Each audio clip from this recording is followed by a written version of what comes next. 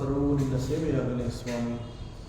ಎಲ್ಲ ಆಧ್ಯಾತ್ಮ ಬಂಧುಗಳಿಗೂ ನಮಸ್ಕಾರ ಮತ್ತು ಶ್ರೀ ಚಿಕ್ಕಲಿಂಗೇಶ್ವರ ಸ್ವಾಮಿ ದೇವಸ್ಥಾನದ ಜ್ಞಾನಯಜ್ಞ ಶಾಲೆಗೆ ಸ್ವಾಗತ. ಧ್ವನಿ ಗುರುದೇವದಾಗಿರಲಿ, ವಿಚಾರ ಪರಮಾತ್ಮನದಾಗಿರಲಿ, ಹಾಗೂ ಇದು ನನ್ನದಲ್ಲದ ಕರ್ಮವಾಗಲಿ. ಕಠೋಪನಿಷತ್. ಮೊದಲಿಗೆ ಪ್ರಾರ್ಥನೆ. ಓಂ ನಮೋ ಭಗವತೆ ವೈವಸ್ವತಾಯ ಮೃತ್ಯುವೇ ಬ್ರಹ್ಮವಿದ್ಯಾಚಾರ್ಯಾಯ ನಚಿಕೇತಸೇ ಚ.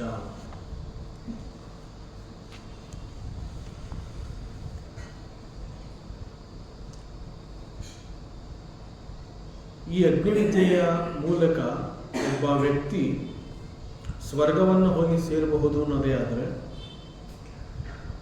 ಒಬ್ಬ ಮನುಷ್ಯನ ವಿಕಾಸದಲ್ಲಿ ಅವನ ಆಧ್ಯಾತ್ಮ ಬೆಳವಣಿಗೆ ಅಂತ ನಾವೇನು ಹೇಳ್ತೀವಿ, ಅದರಲ್ಲಿ ಈ ಅಗ್ನಿವಿದ್ಯೆ ಅನ್ನೋದು ಎಷ್ಟು ದೊಡ್ಡ ಪಾತ್ರವನ್ನು ವಹಿಸುತ್ತೆ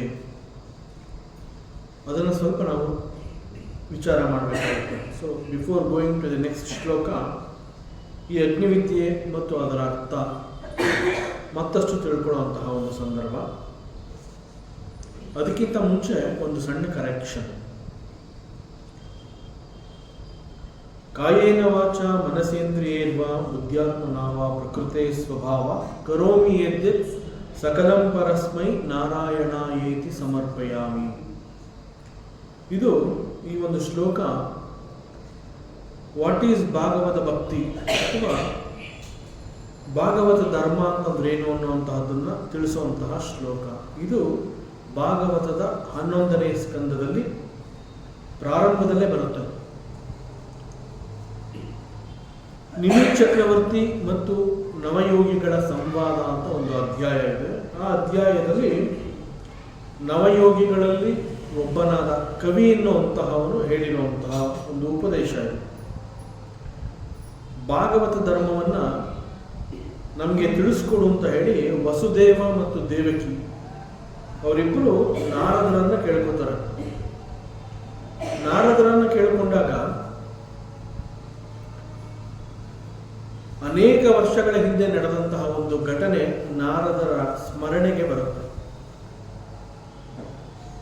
ಆ ಘಟನೆಯನ್ನು ನೆನಪು ಮಾಡಿಕೊಂಡು ಅವರು ವಸುದೇವ ಮತ್ತು ದೇವಕಿಯರಿಗೆ ಹೇಳ್ತಾರೆ, ಈ ಹಿಂದೆ ನಿಮಿ ಎನ್ನುವಂತಹ ಒಬ್ಬ ಚಕ್ರವರ್ತಿಗೆ ಈ ನವಯೋಗಿಗಳು ಉಪದೇಶ ಮಾಡಿರ್ತಾರೆ.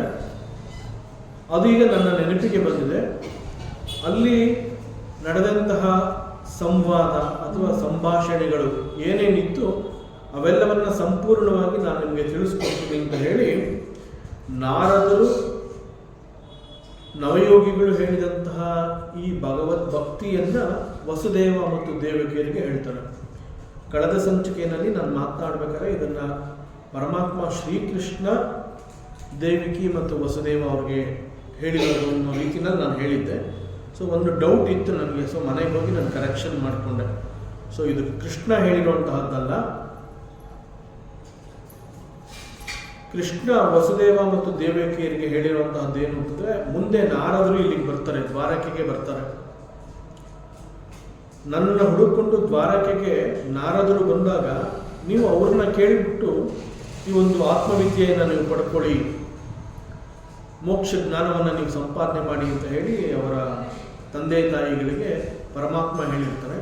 ಅದನ್ನು ನೆನಪು ಮಾಡಿಕೊಂಡು ವಸುದೇವ ಮತ್ತು ದೇವಕಿಯರು ನಾರದರು ಬಂದಾಗ ಈ ವಿಚಾರವನ್ನು, ಈ ಪ್ರಶ್ನೆಯನ್ನು ಮಾಡ್ತಾರೆ. ಆ ಸಂದರ್ಭದಲ್ಲಿ ಒಂದು ಪೂರ್ವ ವೃತ್ತಾಂತವನ್ನು ನೆನಪು ಮಾಡಿಕೊಂಡು ನಾರದ ಮಹರ್ಷಿಗಳು ನವಯೋಗಿಗಳು ಉಪದೇಶಿಸಿದಂತಹ ಈ ಒಂದು ವಿಚಾರವನ್ನು ವಸುದೇವನಿಗೆ ತಿಳಿಸ್ಕೊಡುವಂತಹದ್ದು. ಆ ನವಯೋಗಿಗಳು ಯಾರು ಅಂತಂದರೆ ಅವ್ರನ್ನ 9 ಜನ ಅಣ್ಣ ತಮ್ಮಂದರು ಅಂತ ಹೇಳ್ತಾರೆ, ಸಹೋದರರು ಅಂತ ಹೇಳ್ತಾರೆ. ಕವಿ, ಹರಿ, ಅಂತರಿಕ್ಷ, ಪ್ರಬುದ್ಧ, ಪಿಪ್ಪಲಾಯನ, ಆವಿರ್ಹೋತ್ರ, ದ್ರುಮಿಲ, ಚಮಸ ಮತ್ತು ಕರಭಾಜನ ಅಂತ. ಸೊ ಈ ನವಯೋಗಿಗಳು ನಿಮಿಯ ಆಸ್ಥಾನಕ್ಕೆ ರಾಜಸಭೆಗೆ ಬರ್ತಾರೆ. ರಾಜಸಭೆಗೆ ಬಂದಾಗ ಅವರೆಲ್ಲರಿಗೂ ಸತ್ಕಾರವನ್ನು ಮಾಡಿ ಚಕ್ರವರ್ತಿ ಆ ನವಯೋಗಿಗಳಲ್ಲಿ ಕೇಳ್ತಾನೆ, ನನಗೆ ಮೋಕ್ಷ ಜ್ಞಾನದ ಉಪದೇಶವನ್ನು ಮಾಡಿ ಅಂತ ಕೇಳಿಕೊಂಡಾಗ ಆಗ ಆ ಸಹೋದರರಲ್ಲಿ ಮೊದಲನೆಯವನು ಕವಿ ಅಂತ. ಸೊ ಕವಿ ಈ ಉಪದೇಶವನ್ನು ಮಾಡ್ತಾನೆ. ಮಾಡುವಂತಹ ಕರ್ಮಗಳು ಅದರ ಪರಿಣಾಮ ನಮಗೆ ಗೊತ್ತಿಲ್ಲದೆ ಇರೋದ್ರಿಂದ ಅವೆಲ್ಲವೂ ಭಗವಂತನೇ ಸೂಚಿಸಿದಾನೆ ಅಂತ ತಿಳಿದು ಮಾಡುವಂತಹ ಎಲ್ಲ ಕರ್ಮಗಳನ್ನು, ಕಾಯ ವಾಚ ಮನಸ ಮಾಡುವಂತಹ ಕರ್ಮಗಳು ದೇಹದ ಮೂಲಕವಾಗಲಿ, ಮಾತಿನ ಮೂಲಕವಾಗಲಿ ಅಥವಾ ಮನಸ್ಸಿನ ಮೂಲಕವಾಗಲಿ ಯಾವುದೇ ಒಂದು ಕರ್ಮವನ್ನು ಮಾಡಿದಾಗ ಆ ಕರ್ಮವನ್ನು ಫಲದ ಅಪೇಕ್ಷೆ ಇಲ್ಲದಂತೆ ಸಂಪೂರ್ಣವಾಗಿ ಭಗವಂತನಿಗೆ ಅರ್ಪಣೆ ಮಾಡುವಂತಹದ್ದು, ದಟ್ ಈಸ್ ಭಾಗವತ ಧರ್ಮ. ಅಂತಂದ್ರೆ ಅಲ್ಲಿ ನನ್ನದು ಅನ್ನುವಂತಹದ್ದೇನೂ ಇಲ್ಲ, ಸಂಪೂರ್ಣವಾಗಿ ಅಹಂಕಾರವನ್ನು ನಾಶ ಮಾಡಿಕೊಳ್ಳುವಂತಹದ್ದು, ಕರ್ಮವನ್ನು ಅಂತಂದರೆ ಮಾಡಿರುವಂತಹ ಕೆಲಸವನ್ನು ತ್ಯಾಗ ಮಾಡುವಂತಹದ್ದು ಈಸ್ ದಿ ನಿಜವಾದ ಭಾಗವತ ಧರ್ಮ. ಸೊ ಈ ವಿಚಾರವನ್ನು ನವಯೋಗಿಗಳು ತಿಳಿಸಿರ್ತಾರೆ. ಅದನ್ನು ನಾರದರು ವಸುದೇವ ಮತ್ತು ದೇವಕಿಯರಿಗೆ ಹೇಳ್ತಾರೆ. ಕಳೆದ ಸಂಚಿಕೆಯಲ್ಲಿ ಪರಮಾತ್ಮ ಶ್ರೀಕೃಷ್ಣ ಇದನ್ನು ಬೋಧನೆ ಮಾಡಿದ ಅನ್ನೋ ರೀತಿಯಲ್ಲಿ ಹೇಳಿದ್ದೆ. ಅದರಿಂದ ಇದೊಂದು ಸಣ್ಣ ಕರೆಕ್ಷನ್.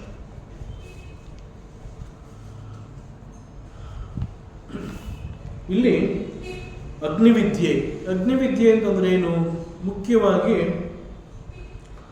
ದ ಸುಪ್ರೀಂ ಲಾರ್ಡ್ ಪರಬ್ರಹ್ಮ ಪರಮಾತ್ಮನನ್ನ ಪೂಜಿಸಿ ಆರಾಧಿಸುವಂತಹದ್ದು, ಪರಮಾತ್ಮನಲ್ಲಿ ಭಕ್ತಿಯನ್ನು ಹೊಂದುವಂತಹದ್ದು, ಪರಮಾತ್ಮನನ್ನ ಪ್ರೀತಿ ಮಾಡುವಂತಹದ್ದು ಅಗ್ನಿವಿದ್ಯೆ. ಬ್ರಹ್ಮಜಜ್ಞಂ ದೇವಮೀಡ್ಯಂ ವಿದಿತ್ವ. ಪರಮಾತ್ಮ ಅಂತ ಹೇಳಿದಾಗ ಹಿ ಈಸ್ ಅದ್ವಿತೀಯ. ಅವನು ಪರಮಾತ್ಮ ತನ್ನನ್ನು ಇಡೀ ವಿಶ್ವದೊಂದಿಗೆ ಗುರುತಿಸಿಕೊಂಡಿದ್ದಾನೆ. ಇಡೀ ವಿಶ್ವದೊಂದಿಗೆ ಗುರುತಿಸಿಕೊಂಡಿರುವ ಕಾರಣದಿಂದ ಅದನ್ನು ನಾವು ಪ್ರಪಂಚ ಅಂತ ಹೇಳ್ತೀವಿ. ಯಾಕೆ ಅಂತಂದರೆ ಪ್ರಪಂಚ ಅಂತಂದಾಗ ಈ ಪ್ರಪಂಚ ಅಂತಂದರೆ ಅನೇಕ ದೃಶ್ಯ ವಸ್ತುಗಳಿಂದ ಕೂಡಿರುವಂತಹ. ಪರಮಾತ್ಮ ಜಗತ್ತಿಗಿಂತ ಬೇರೆ ಅಲ್ಲ, ಪರಮಾತ್ಮನೇ ಜಗತ್ತು. ಬಟ್ ಜಗತ್ತನ್ನು ನೋಡಿದಾಗ ಪರಮಾತ್ಮನನ್ನು ನಾವು ನೋಡೋದಕ್ಕೆ ಆಗ್ತಾ ಇಲ್ಲ. ಯಾಕೆ ಹೀಗೆ ಅಂತಂದರೆ ನಾವು ಯಾವಾಗ ಪ್ರಪಂಚ ಅಥವಾ ಜಗತ್ತು ಅಂತ ಹೇಳಿ ಜಗತ್ತನ್ನು ನೋಡ್ತೀವಿ, ಆಗ ನಮ್ಮ ಎಲ್ಲ ಇಂದ್ರಿಯಗಳು ಕೂಡ ನಮ್ಮಿಂದ ಹೊರನುಗ್ಗತ್ತೆ. ಹೊರನುಗ್ಗಿದಂತಹ ಇಂದ್ರಿಯಗಳಿಗೆ ಸಿಕ್ಕ ಅನೇಕಗಳು ಅಂತಂದರೆ ನೋಡುವಂತಹದ್ದು, ಕೇಳುವಂತಹದ್ದು, ಅನುಭವಿಸುವಂತಹದ್ದು. ಸೊ ಇಂದ್ರಿಯಗಳ ಮೂಲಕ ಅವು ಏನೆಲ್ಲ ಜ್ಞಾನವನ್ನು ಈ ಲೋಕದಲ್ಲಿ ಪಡ್ಕೊಳ್ಳುತ್ತೆ ಅವೆಲ್ಲವನ್ನು ತಂದು ನಮಗೆ ಕೊಡುತ್ತೆ. ಸೊ ಹೊರ ಪ್ರಪಂಚದ ಈ ನಾನಾ ರೀತಿಯ ವಸ್ತು ವಿಚಾರಗಳಿಗೆ ನಾವು ಮನಸೋತು ಭಗವಂತನೇ ಈ ಜಗತ್ತು ಅನ್ನುವಂತಹದ್ದನ್ನು ನಾವು ಮರೆತುಬಿಟ್ಟು ಜಗತ್ತಿನ ವಸ್ತುಗಳಲ್ಲಿ ಆಸಕ್ತಿಯನ್ನು ತೋರಿಸ್ತೀವಿ. ನಮ್ಮ ಶಾಸ್ತ್ರ ಮತ್ತು ವೇದಾಂತ ಏನು ಹೇಳುತ್ತೆ?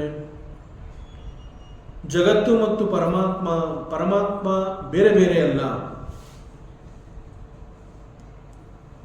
ಪರಮಾತ್ಮ ಅಲೋನ್ ಅಪಿಯರ್ಸ್ ಆಸ್ ಜಗತ್ತು. ಅದಕ್ಕೆ ಪುರುಷ ಸೂಕ್ತದಲ್ಲಿ ಈ ಒಂದು ಪರಮಾತ್ಮನ ವಿರಾಟ ರೂಪವನ್ನು ತೋರಿಸುವಂತಹದ್ದ ಪ್ರಕ್ರಿಯೆಯಿಂದಾಗಿ ಅನೇಕಗಳನ್ನು ಅವನು ಸೃಷ್ಟಿ ಮಾಡ್ತಾನೆ ಅಂತ ಹೇಳ್ತಾರೆ. ಜಗತ್ತಿನಲ್ಲಿ ಅನೇಕಗಳನ್ನು ಪರಮಾತ್ಮ ಸೃಷ್ಟಿ ಮಾಡ್ತಾನೆ. ಆದರೆ ಆ ಅನೇಕಗಳಲ್ಲೂ ದೃಶ್ಯ ವಸ್ತುಗಳಿಂದ ತುಂಬಿರುವಂತಹದ್ದು. ಅಲ್ಲಿ ಪರಮಾತ್ಮ ದೃಶ್ಯ ರೂಪಗಳಾಗಿ ಬಂದಿರ್ತಾನೆ, ಪರಮಾತ್ಮನಾಗಿ ನಮಗೆ ಕಾಣೋದಿಲ್ಲ. ಯಾಕೆ ಅಂತಂದ್ರೆ ನಾವು ಜಗತ್ತನ್ನು ನೋಡ್ತಿದ್ದೀವಿ. ಜಗತ್ತನ್ನು ನೋಡಿದಾಗ ನಮಗೆ ಜಗತ್ತು ಮಾತ್ರ ಕಾಣಬೇಕು ಅಷ್ಟೇ ಹೊತ್ತು ಪರಮಾತ್ಮ ಕಾಣೋದಿಲ್ಲ. ಯಾಕೆ ಅಂತಂದರೆ ವಿ ಆರ್ ಇಂಟರೆಸ್ಟೆಡ್ ಇನ್ ವಸ್ತು ವಿಚಾರ. ವಸ್ತು ವಿಷಯಗಳಲ್ಲಿ ಆಸಕ್ತಿಯನ್ನು ಹೊಂದಿದಾಗ ಇಂದ್ರಿಯಗಳೆಲ್ಲವೂ ಕೂಡ ಪ್ರಪಂಚದಲ್ಲಿ ಸಿಗುವಂತಹ ಎಲ್ಲ ವಸ್ತುಗಳ ಮೇಲೆ ಆಸಕ್ತಿಯನ್ನು ಗಳಿಸುತ್ತವೆ. ನಮ್ಮ ಇಂದ್ರಿಯಗಳು ಹೊರನುಗ್ಗುವಂತಹ ಒಂದು ಸ್ವಭಾವವನ್ನು ಬೆಳೆಸ್ಕೊಂಡಿದೆ. ಇಂದ್ರಿಯಗಳು ಅಂತ ಹೇಳಿದಾಗ ನಮ್ಮ ಕಣ್ಣು, ಕಿವಿ, ನಾಲಿಗೆ, ಮೂಗು, ಚರ್ಮ ಇವೆಲ್ಲ ಹೊರ ಪ್ರಪಂಚದಲ್ಲಿ ಓಡೋಡಿ ಹೋಗ್ತಾ ಇರುತ್ತೆ. ಇಂದ್ರಿಯಗಳು ಒಳಬರುವಂತಹ ಸ್ವಭಾವವನ್ನು ಕಲ್ತಿಲ್ಲ. ಇನ್ಫ್ಯಾಕ್ಟ್ ನಾವೇನು ಒಂದು ಆಧ್ಯಾತ್ಮದ ಸಾಧನೆ ಅಂತ ನಾವೇನು ಕರಿತೀವಿ, it is nothing but taking a U turn. ಹೊರನುಗ್ಗುತ್ತಿರುವಂತಹ ಇಂದ್ರಿಯಗಳನ್ನು ನಿಗ್ರಹಿಸಿ ಅವು ನಮ್ಮೊಳಗೆ ಪ್ರವೇಶ ಮಾಡುವಂತಹದ್ದು ಈಸ್ ದಿ ಗ್ರೇಟೆಸ್ಟ್ ಸಾಧನೆ. ನಮ್ಮ ಇಂದ್ರಿಯಗಳು ಹೊರನುಗ್ಗಿದಾಗ ಈ ಒಂದು ವಿರಾಟ ರೂಪ ಅಂತಂದರೆ ದೃಶ್ಯ ಪ್ರಪಂಚವನ್ನು ನೋಡುತ್ತವೆ, ಪರಮಾತ್ಮನ ಬಗ್ಗೆ ಅವುಗಳಿಗೆ ಆಸಕ್ತಿನೇ ಇರೋದಿಲ್ಲ. ಅದೇ ಇಂದ್ರಿಯಗಳು ಒಳ ಪ್ರವೇಶಿಸಿದಾಗ ದೇರ್ ಈಸ್ ನೋ ವರ್ಲ್ಡ್. ಇಂದ್ರಿಯಗಳು ಅಂತರ್ಮುಖಿಯಾದಾಗ ಅಂತಂದರೆ ನಾವು ಅಂತರ್ಮುಖಿಯಾದಾಗ ನಮಗೆ ಗೋಚರ ಆಗುವಂತಹದ್ದು ಪರಮಾತ್ಮನ ಸಾನ್ನಿಧ್ಯ. ಆದರೆ ನಮ್ಮ ಎಲ್ಲ ಇಂದ್ರಿಯಗಳು ಕೂಡ ಹೊರನುಗ್ಗುವಂತಹ ಸ್ವಭಾವವನ್ನು ಬೆಳೆಸ್ಕೊಂಡಿದೆ, ಒಳಬರುವಂತಹ ಕಲೆಯನ್ನು ಕಲಿತಿಲ್ಲ. ಸೊ ಅದನ್ನು ನಾವು we have to train that to our sense organs.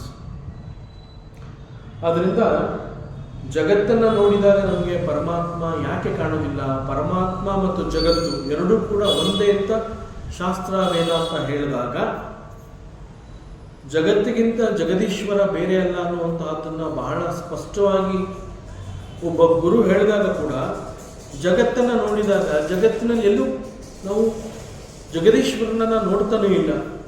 ಜಗತ್ತಿನಲ್ಲಿ ಜಗದೀಶ್ವರ ಇಲ್ವಲ್ಲ, ಜಗದೀಶ್ವರ ಮತ್ತು ಜಗತ್ತು ಎರಡೂ ಒಂದೇ ಅಂತ ಶಾಸ್ತ್ರ ಹೇಳ್ತಾ ಇದೆಯಲ್ಲ ಅಂತಂದ್ರೆ ಪರಮಾತ್ಮನ ವಿರಾಟ ರೂಪ ಈಸ್ ದಿ ಜಗತ್.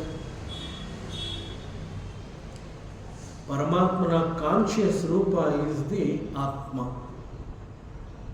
ಸೊ ಅದರಿಂದ ಹೊರಪ್ರಪಂಚದಲ್ಲಿ ನೋಡಿದಾಗ ಯಾಕೆ ಪರಮಾತ್ಮ ಇಲ್ಲ ಅಂತಂದ್ರೆ ಅಲ್ಲಿ ನಮ್ಮ ಇಂದ್ರಿಯಗಳೆಲ್ಲವೂ ಕೂಡ ದೃಶ್ಯ ವಸ್ತುಗಳ ಹಿಂದೆ ಓಡ್ತಾ ಇರುತ್ತವೆ. ಅವುಗಳ ಜಯಿಸಬೇಕು, ಅವುಗಳನ್ನು ನಾನು ಸಂಪಾದಿಸಬೇಕು ಅಂತ ಹೇಳಿ ವಸ್ತುಗಳ ಹಿಂದೆ ಓಡ್ತಾ ಇರುತ್ತೆ.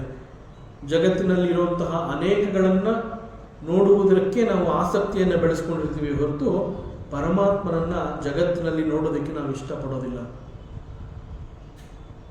ಸೊ ಈ ಕಾರಣದಿಂದ ಇಲ್ಲಿ ಅಗ್ನಿವಿದ್ಯೆ ಅಂತ ಹೇಳಿದಾಗ we have to worship the Parabrahma Paramatma. That is ಅಗ್ನಿವಿದ್ಯೆ. ಸೊ ಈ ಅಗ್ನಿವಿದ್ಯೆಯ ಪ್ರಕಾರ ನಾವು ಪರಮಾತ್ಮನನ್ನು ಪೂಜೆ ಮಾಡೋದೇ ಆದರೆ when we worship the supreme lord what happens, ಏನಾಗುತ್ತೆ? ಮುಖ್ಯವಾಗಿ ಪರಮಾತ್ಮನನ್ನು ಆರಾಧಿಸಿದಾಗ ಮತ್ತು ಪರಮಾತ್ಮನನ್ನು ಪೂಜಿಸಿದಾಗ ಸ್ಲೋಲಿ ನಾವು ನಮ್ಮನ್ನು ಎಂಟೈರ್ ವಿಶ್ವದೊಂದಿಗೆ ಗುರುತಿಸಿಕೊಳ್ಳುವಂತಹ ಪ್ರಯತ್ನವನ್ನು ಮಾಡ್ತೀವಿ. ಅಂತಂದರೆ ನಮ್ಮ ಇಷ್ಟದೇವನ ಮುಂದೆ ಕೂತ್ಕೊಂಡು ನಾವು ಒಂದು ಪೂಜೆ ಅಂತ ಹೇಳಿ ಭಕ್ತಿ ಅಂತ ಹೇಳಿ ಅವನನ್ನು ಆರಾಧನೆ ಮಾಡುವಂತಹ ಸಮಯದಲ್ಲಿ ನಮಗೆ ಹೊರ ಜಗತ್ತಿನ ಯಾವೊಂದು ತವಕಗಳು ಕೂಡ ನಮ್ಮ ಹತ್ರ ಬರೋದಿಲ್ಲ. ಕಂಪ್ಲೀಟಾಗಿ ನಮ್ಮ ಫೋಕಸ್ಸು ನಮ್ಮ ಇಷ್ಟ ದೈವದ ಮುಂದೆ ಇರುತ್ತೆ. ಆ ಇಷ್ಟ ದೇವನನ್ನು ಪೂಜೆ ಮಾಡ್ತಾ ಇರೋದ್ರ ಬಗ್ಗೆ ನಮ್ಮ ಮನಸ್ಸು ಇರುತ್ತೆ. ಜಗತ್ತಿನ ಯಾವ ಒಂದು ಆತಂಕ ಕೂಡ ನಮ್ಮನ್ನು ಬಾಧಿಸೋದಿಲ್ಲ. ಯಾಕೆ ಹೀಗಾಗತ್ತೆ ಅಂತಂದರೆ ಯಾವಾಗ ನಾವು ಏಕಾಗ್ರ ಚಿತ್ತದಿಂದ ಪರಮಾತ್ಮನ ಪೂಜೆ ಅಂತ ಹೇಳಿ ಅಲ್ಲಿ ಕುಳಿತಾಗ ಬೇರೆ ಯಾವುದೂ ಕೂಡ ನಮ್ಮನ್ನು ಚಿಂತನೆಗೆ ಒಳಗಾಗೋ ಹಾಗೆ ಮಾಡೋದಕ್ಕೆ ಆಗೋದಿಲ್ಲ. ಯಾಕೆ ಅಂತಂದರೆ ಪರಮಾತ್ಮನನ್ನು ಪೂಜಿಸುವ ಮೂಲಕ ನಾವು ಇಡೀ ವಿಶ್ವವನ್ನು ನಮ್ಮ ಜೊತೆ ಒಂದು ಮಾಡ್ಕೊಳ್ಳುವಂತಹ ಪ್ರಯತ್ನವನ್ನು ಮಾಡ್ತಾ ಇದ್ದೀವಿ. ನಾವು ಅಂದ್ಕೊಂಡಿದ್ದೀವಿ ಇವನು ರಾಮ, ಇವನು ಕೃಷ್ಣ, ಇವನು ಈಶ್ವರ, ಇವನು ಶಿವ ಅಂತ ಹೇಳಿ ನಾನು ಶಿವನಿಗೆ ಹೂ ಹಾಕ್ತಾ ಇದ್ದೀನಿ, ಅವನಿಗೆ ಅಭಿಷೇಕ ಮಾಡ್ತಾ ಇದ್ದೀನಿ ಅಂತ ನಾವು ಅಂದ್ಕೊಂಡ್ರೂ ಕೂಡ the mechanical process is we are doing the ಪೂಜೆ. ಅಭಿಷೇಕ ಮಾಡೋದು, ಹೂ ಹಾಕೋದು, ಅಲಂಕಾರ ಮಾಡೋದು ಇವೆಲ್ಲ ಪ್ರೋಸೆಸ್, ಕ್ರಮ. ಬಟ್ ಆ ಮೂಲಕ ನಮಗೆ ಗೊತ್ತಿಲ್ಲದೆ ನಾವು ಇಡೀ ವಿಶ್ವವನ್ನು ನಮ್ಮದಾಗಿಸಿಕೊಳ್ಳುವಂತಹ ಪ್ರಯತ್ನವನ್ನು ಮಾಡ್ತಾ ಇದ್ದೀವಿ. ಇಡೀ ಜಗತ್ತು ನನ್ನದು ಅನ್ನುವಂತಹ ಭಾವ ನಮ್ಮಲ್ಲಿ ಬೆಳೀತಾ ಇರುತ್ತೆ, ಆದರೆ ಅದು ನಮಗೆ ಅನುಭವಕ್ಕೆ ಬರ್ತಾ ಇಲ್ಲ. ನಮ್ಮ ಅನುಭವಕ್ಕೆ ಬರ್ತಾ ಇರೋದೇನು, ನಾವು ಒಂದು 10 ನಿಮಿಷ ದೇವ್ರ ಪೂಜೆ ಮಾಡ್ತಾ ಇದ್ದೀನಿ, ಯಾವುದೋ ಒಂದು ಸ್ತೋತ್ರವನ್ನು ಹೇಳ್ತಾ ಇದ್ದೀನಿ, ಒಂದು ಮಂತ್ರವನ್ನು ಪಠಿಸ್ತಾ ಇದ್ದೀನಿ, ಅಲಂಕಾರವನ್ನು ಮಾಡ್ತಾ ಇದ್ದೀನಿ, ಇದು ಮಾತ್ರ ನನಗೆ ಗೊತ್ತಾಗ್ತಾ ಇದೆ. ಆದರೆ ಆ್ಯಕ್ಚುಲಾಗಿ ನಾನು ಮಾಡ್ತಾ ಇರೋಂತಹದ್ದು ಏನು ಅಂತಂದರೆ ಇಡೀ ವಿಶ್ವವನ್ನು ನಾನು ಪ್ರೀತಿ ಮಾಡ್ತಾ ಇರೋವಂತಹದ್ದು. ಆದರೆ ನಾನು ಮಾಡ್ತಾ ಇರೋವಂತಹದ್ದು ಇಡೀ ವಿಶ್ವವನ್ನು ಪ್ರೀತಿ ಮಾಡ್ತಾ ಇದ್ದೀನಿ ಅನ್ನೋದು ನನಗೆ ಗೊತ್ತಾಗ್ತಾ ಇಲ್ಲ. ನನಗೆ ಗೊತ್ತಾಗ್ತಾ ಇರೋದು ನಾನು ಪೂಜೆ ಮಾಡ್ತಾ ಇದ್ದೀನಿ ಅಂತ. ಒಟ್ಟಿನಲ್ಲಿ ಪೂಜೆ ಮಾಡೋದ್ರಿಂದ ಏನಾಗತ್ತೆ ಅಂತಂದರೆ ಇಡೀ ವಿಶ್ವವನ್ನು ನಾನು ಪ್ರೀತಿಸುವ ಮಟ್ಟಕ್ಕೆ ಬೆಳಿತೀನಿ. ನಮ್ಮ ಸನಾತನ ಧರ್ಮದಲ್ಲಿ ವಸುದೈವ ಕುಟುಂಬಕಂ ಅಂತ ಹೇಳ್ತಾರೆ. ಇಡೀ ವಿಶ್ವ ಅನ್ನುವಂತಹದ್ದು ಒಂದು ಕುಟುಂಬ, ಅದು ನಿನ್ನ ಕುಟುಂಬ. ಇಡೀ ವಿಶ್ವವೇ ನಿನ್ನ ಕುಟುಂಬ, ಇಲ್ಲಿರೋ ಎಲ್ಲ ನಿನ್ನ ಕುಟುಂಬದ ಸದಸ್ಯರು. ಹೀಗೆ ಹೇಳಿದಾಗ ಎಲ್ಲರನ್ನು ನಾವು ಒಪ್ಕೊಳ್ಳೋ ಮನಸ್ಥಿತಿನಲ್ಲಿ ನಾವು ಬೆಳೆದಿರೋದಿಲ್ಲ. ಎಲ್ಲರನ್ನೂ ನನ್ನವರು ಅಂತ ಸ್ವೀಕಾರ ಮಾಡುವಷ್ಟು ದೊಡ್ಡ ಹೃದಯವನ್ನು, ದೊಡ್ಡ ಮನಸ್ಸು ನಂದಿನ್ನೂ ಆಗಿಲ್ಲ. ಅದಕ್ಕೆ ನಾನು ಏನು ಮಾಡ್ತೀನಿ, ನನ್ನ ಇಷ್ಟದೈವನೇ ಇಟ್ಕೊಂಡು ನಾನು ಪೂಜೆ ಮಾಡ್ತೀನಿ. ಇನ್ಫ್ಯಾಕ್ಟ್ ಪೂಜೆ ಮಾಡುವ ಮೂಲಕ ನಿಧಾನವಾಗಿ ನಾನು ಇಡೀ ವಿಶ್ವವನ್ನು ನಾನು ಪ್ರೀತಿ ಮಾಡ್ತಾ ಹೋಗ್ತೀನಿ. ಸೊ ಕ್ರಮೇಣ ಒಂದು ದಿನ ರಿಯಲೈಸ್ ಆಗುತ್ತೆ, ಎಂಟೈರ್ ವಿಶ್ವ ಬಿಲಾಂಗ್ಸ್ ಟು ಮೀ. ಇಡೀ ಪ್ರಪಂಚ ನನಗಿಂತ ಬೇರೆ ಅಲ್ಲ, ಇದೆಲ್ಲ ನಂದೇ. ಇಲ್ಲಿರೋರೆಲ್ಲ ನನ್ನವರೇ, ಇಲ್ಲಿರೋದೆಲ್ಲ ನನ್ನ ಹತ್ರನೇ ಇರಬೇಕು ಅಂತ ಏನಿಲ್ಲ. ಯಾರ್ಯಾರಿಗೆ ಯಾವ್ಯಾವ ವಸ್ತು ಬೇಕೋ ಅವರವರು ಅದನ್ನು ಇಟ್ಕೊಂಡಿದ್ದಾರೆ. ಆದರೆ ಇವರೆಲ್ಲ ನನ್ನವರು ಅನ್ನುವಂತಹ ಭಾವ ಬಂದಾಗ ಅಲ್ಲಿ ಭೇದ ಭಾವ ಅನ್ನುವಂತಹದ್ದು ಇರೋದಿಲ್ಲ. ಸೊ ಈ ಕಾರಣದಿಂದ ಅಗ್ನಿವಿದ್ಯೆ ಅಂತ ಹೇಳಿದ್ರೆ ಮೊಟ್ಟ ಮೊದಲಿಗೆ ಮಾಡಬೇಕಾಗಿರುವಂತಹ ಕರ್ಮದ ಆಚರಣೆ ಏನು ಅಂತಂದ್ರೆ you have to worship the Parabrahma Paramatma. ಯಾರನ್ನ ನೀನು ಇವನು ಪರಬ್ರಹ್ಮ, ಇವನು ನನ್ನ ಆರಾಧ್ಯ ದೈವ ಅಂತ ಹೇಳ್ತೀಯ, ಅಂತಹವನ ಪೂಜೆಯನ್ನು ನೀನು ಮಾಡು, ಅಂತಹವನಲ್ಲಿ ಭಕ್ತಿಯನ್ನು ಇಡು, ಅಂತಹವನನ್ನು ನೀನು ಪ್ರೀತಿ ಮಾಡು. ಆಗ ಇಡೀ ವಿಶ್ವವನ್ನು ಪ್ರೀತಿಸುವುದು ಅಂತ ಅರ್ಥ ಕೊಡುತ್ತೆ. ಹೀಗೆ ನಾವು ಇಡೀ ವಿಶ್ವವನ್ನು ಪ್ರೀತಿಸುವ ಮೂಲಕ ನಾವು ನಮ್ಮತನ ಅಂತಂದರೆ ಅಹಂಕಾರ ಅಂತ ನಾವೇನು ಹೇಳ್ತೀವಿ, ಆ ನಮ್ಮತನ ಅನ್ನುವಂತಹದ್ದು ಸಂಪೂರ್ಣವಾಗಿ ಕಳೆದೋಗುತ್ತೆ. ನಮ್ಮತನ ಅನ್ನುವಂತಹದ್ದನ್ನು ಸಂಪೂರ್ಣವಾಗಿ ಕಳೆದುಕೊಂಡು ನಾವು ಸಮಷ್ಟಿಯಲ್ಲಿ ಒಂದಾಗಿ ಹೋಗ್ತೀವಿ. ದಟ್ ಈಸ್ ವಸುದೈವ ಕುಟುಂಬಕಂ. ಸೊ ಭಗವಂತನನ್ನು ಪೂಜೆ ಮಾಡೋದು, ಭಗವಂತನನ್ನು ಪ್ರೀತಿ ಮಾಡೋದು ಅಂತಂದರೆ ಇಟ್ ಈಸ್ ಪಾಸಿಬಲ್ ಓನ್ಲಿ ಯಾವಾಗ ನಾವು ಮಾಡುವಂತಹ ಎಲ್ಲ ಕರ್ಮಗಳು ಕೂಡ ಅದು ಪರಮಾತ್ಮನ ಪೂಜೆಯ ಜೊತೆಗೆ ಸರ್ವರ ಅನುಕೂಲಕ್ಕಾಗಿ, ಸರ್ವರ ಏಳಿಗೆಗಾಗಿ ನಾನು ಏನು ಒಂದು ಕರ್ಮವನ್ನು ಮಾಡ್ತಾ ಇದ್ದೀನಿ, ಆ ಕರ್ಮ ಅದರ ಬೆನಿಫಿಟ್ ಕೇವಲ ನನಗೆ ಮಾತ್ರ ಅಲ್ಲ, ಈ ಕರ್ಮವನ್ನು ಮಾಡುವ ಮೂಲಕ ಇದು ಮತ್ತೊಬ್ಬನನ್ನು ಕೂಡ ತೃಪ್ತಿಪಡಿಸಬೇಕು, ಮತ್ತೊಬ್ಬನ ಏಳಿಗೆಯನ್ನು ಇದು ಹೊಂದಬೇಕು, ಮತ್ತೊಬ್ಬನು ಇದರಿಂದ ಆನಂದವನ್ನು ಹೊಂದಬೇಕು. ಮತ್ತೊಬ್ಬ ಯಾರೋ ಆನಂದವನ್ನು ಹೊಂದುತ್ತಾನೆ, ಅವನು ಸಂತೋಷವನ್ನು ಪಡ್ತಾನೆ ಅಂತಂದರೆ ದಟ್ ಮೀನ್ಸ್ ಯಾವ ಭಗವಂತ ನನ್ನಲ್ಲಿ ನೆಲೆಸಿದ್ದಾನೆ ಅಂತ ನಾನು ಹೇಳ್ತೀನಿ, ದ ಸೇಮ್ ಭಗವಂತ is installed in the other person also. So ಅಲ್ಲಿರುವ ಭಗವಂತ ತೃಪ್ತನಾಗಿದ್ದಾನೆ ಅಂತಂದರೆ ನಾವು ಮಾಡುವಂತಹದ್ದು ಒಂದು ಕರ್ಮವನ್ನು ಮಾಡಿ ಆ ಮತ್ತೊಬ್ಬ ಮನುಷ್ಯನನ್ನು ನಾನು ತೃಪ್ತಿ ಮಾಡ್ತಾ ಇದ್ದೀನಿ ಅಂತಂದರೆ ಮತ್ತೊಬ್ಬನ ಹೃದಯದಲ್ಲಿರುವಂತಹ ಪರಮಾತ್ಮ ತೃಪ್ತಿ ಆಗ್ತಾ ಇದ್ದಾನೆ ಅಂತಂದರೆ ದಟ್ ಕರ್ಮ ಇಸ್ ನಥಿಂಗ್ ಬಟ್ ದಿ ಪೂಜೆ. ಅದರಿಂದ ಮಾಡುವಂತಹ ಸತ್ಕರ್ಮ ಮತ್ತು ಪೂಜೆಗೆ ವ್ಯತ್ಯಾಸವೇ ಇಲ್ಲ. ಹೀಗೆ ನಮ್ಮೆಲ್ಲ ಕರ್ಮಗಳು ಕೂಡ ಸ್ವಾರ್ಥದ ಚಿಂತನೆಯಿಂದ ದೂರ ಹೋಗಿರುತ್ತೆ. ಅದು ಯಾವಾಗ ನಾವು ಮಾಡುವಂತಹ ಕರ್ಮದಲ್ಲಿ ಸ್ವಾರ್ಥ ಅನ್ನುವಂತಹದ್ದು ಇರೋದಿಲ್ಲ, ಆಗ ಅದು ನೇರವಾಗಿ ಪರಮಾತ್ಮನ ತೃಪ್ತಿ ಆಗುತ್ತೆ, ಪರಮಾತ್ಮನನ್ನು ತೃಪ್ತಿಪಡಿಸೋದಕ್ಕೆ ಸಾಧ್ಯವಾಗುತ್ತೆ. ಸೊ ಪರಮಾತ್ಮನನ್ನು ಪೂಜೆ ಮಾಡುವ ಮೂಲಕ ಇಡೀ ವಿಶ್ವ ನನಗೆ ಸೇರಿರುತ್ತೆ, ನನ್ನದಾಗತ್ತೆ, ನಾನು ಇಡೀ ವಿಶ್ವವನ್ನು ನಾನು ಪ್ರೀತಿಸ್ತಾ ಇದ್ದೀನಿ. ಇದಕ್ಕೆ ಕಾರಣ ಏನು ಅಂತಂದರೆ ಬರೀ ಪೂಜೆ ಮಾಡೋದ್ರಿಂದ ಸಿಗತ್ತೆ ಅಂತಂದರೆ it is only because of the ಕಾರುಣ್ಯ of the lord. You are doing the puja, but I am giving you the entire world. So this is the ಕಾರುಣ್ಯ ಆಫ್ ದಿ ಪರಮಾತ್ಮ. ಆ ಪೂಜೆ ಮಾಡಬೇಕಾದ್ರೂ ಕೂಡ ನಮ್ಮ ಭಕ್ತಿ ಹೇಗಿರಬೇಕು, ನಮ್ಮ ಭಾವನೆ ಹೇಗಿರಬೇಕು, ನಮ್ಮ ಮನಸ್ಸಿನಲ್ಲಿ ಏನಿರಬೇಕು. ಹೇ ಭಗವಂತ, ನೀನು ನನಗೆ ಅನೇಕಗಳನ್ನು ಕೊಟ್ಟಿದೆಯಾ. ನನ್ನಲ್ಲಿರುವಂತಹ ಒಂದು ಬುದ್ಧಿ ಸಾಮರ್ಥ್ಯ ಇರಬಹುದು, ದೇಹದಲ್ಲಿರುವಂತಹ ಶಕ್ತಿ ಇರಬಹುದು, ಅಥವಾ ಯಾವುದೋ ಒಂದು ಟ್ಯಾಲೆಂಟನ್ನು ನೀನು ನನಗೆ ಕೊಟ್ಟಿದೆಯಾ. ಈ ರೀತಿ ಅನೇಕಗಳನ್ನು ನನಗೆ ಕೊಟ್ಟಿದೆಯಾ. ಇವೆಲ್ಲವುಗಳಿಗಿಂತ ಹೆಚ್ಚಾಗಿ ಈ ಒಂದು ದೇಹಕ್ಕೆ ಲೈಫ್ ಅನ್ನುವಂತಹದ್ದನ್ನೇ ನೀನು ಕೊಟ್ಟಿದೆಯಾ. ಎಲ್ಲದಕ್ಕಿಂತ ದೊಡ್ಡದದು. ಒಂದು ಲೈಫ್ನ ನೀನು ಕೊಟ್ಟಿದೆಯಾ ಅಂತಂದರೆ ಬಹಳ ದೊಡ್ಡ ಅವಕಾಶ. ಬಿಕಾಸ್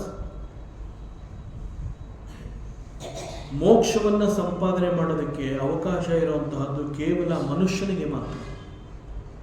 ಯಾವ ಪ್ರಾಣಿ ಪಕ್ಷಿಗಳಿಗೂ ಕೂಡ ಈ ಅವಕಾಶ ಇಲ್ಲ. ಸೊ ಸಿಕ್ಕಂತಹ ಈ ಜನ್ಮದಲ್ಲಿ, ಮನುಷ್ಯನಾಗಿ ಹುಟ್ಟಿದಂತಹ ಈ ಜನ್ಮದಲ್ಲಿ ನನಗೆ ಇಂತಹ ಒಂದು ಅರಿವು, ಇಂತಹ ಒಂದು ಸದ್ಬುದ್ಧಿ ನೀನು ಕೊಟ್ಟಿದೆಯಾ, ಒಂದು ಲೈಫ್, ಒಂದು ಅವಕಾಶವನ್ನು ಕೊಟ್ಟಿದೆಯಾ ಅಂದರೆ ಅದಕ್ಕಿಂತ ದೊಡ್ಡದು ಇನ್ನೇನು ಬೇಕು. ಸೊ ಹೀಗೆ ಒಟ್ಟಿನಲ್ಲಿ ನೀನು ನನಗೆ ಅನೇಕಗಳನ್ನು ಕೊಟ್ಟಿದೆಯಪ್ಪ. ಈ ಅನೇಕಗಳೆಲ್ಲವನ್ನು ನಾನು ಉಪಯೋಗಿಸ್ಕೋತೀನಿ. ನನಗೆ ಕೊಟ್ಟಿರುವಂತಹ ಬುದ್ಧಿ,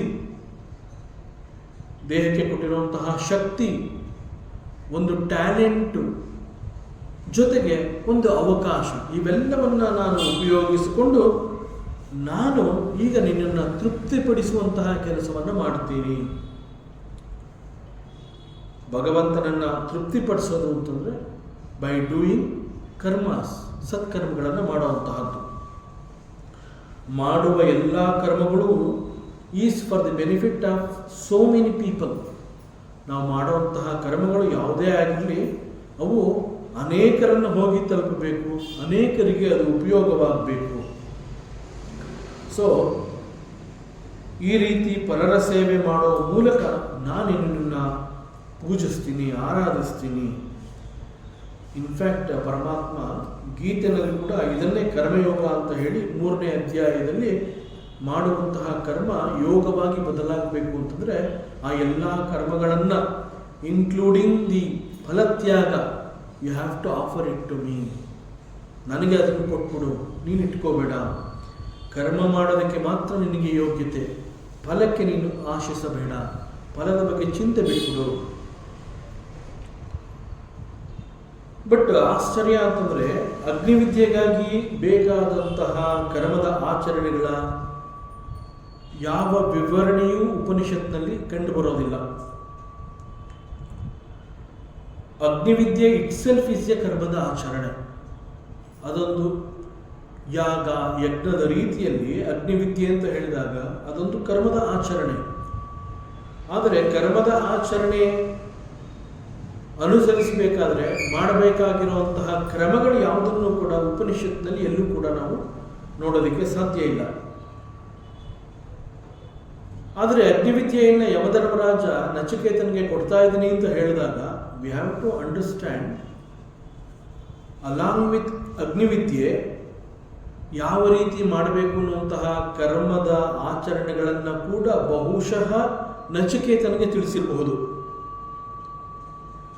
ಸೊ ನಚಿಕೇತನಿಗೆ ತಿಳಿಸಿದಾನೆ, ಅದರಿಂದ ನಾವೇನು ತಲೆ ಕೆಡಿಸ್ಕೊಳ್ಳೋದು ಬೇಡ ಈ ವಿಚಾರದಲ್ಲಿ.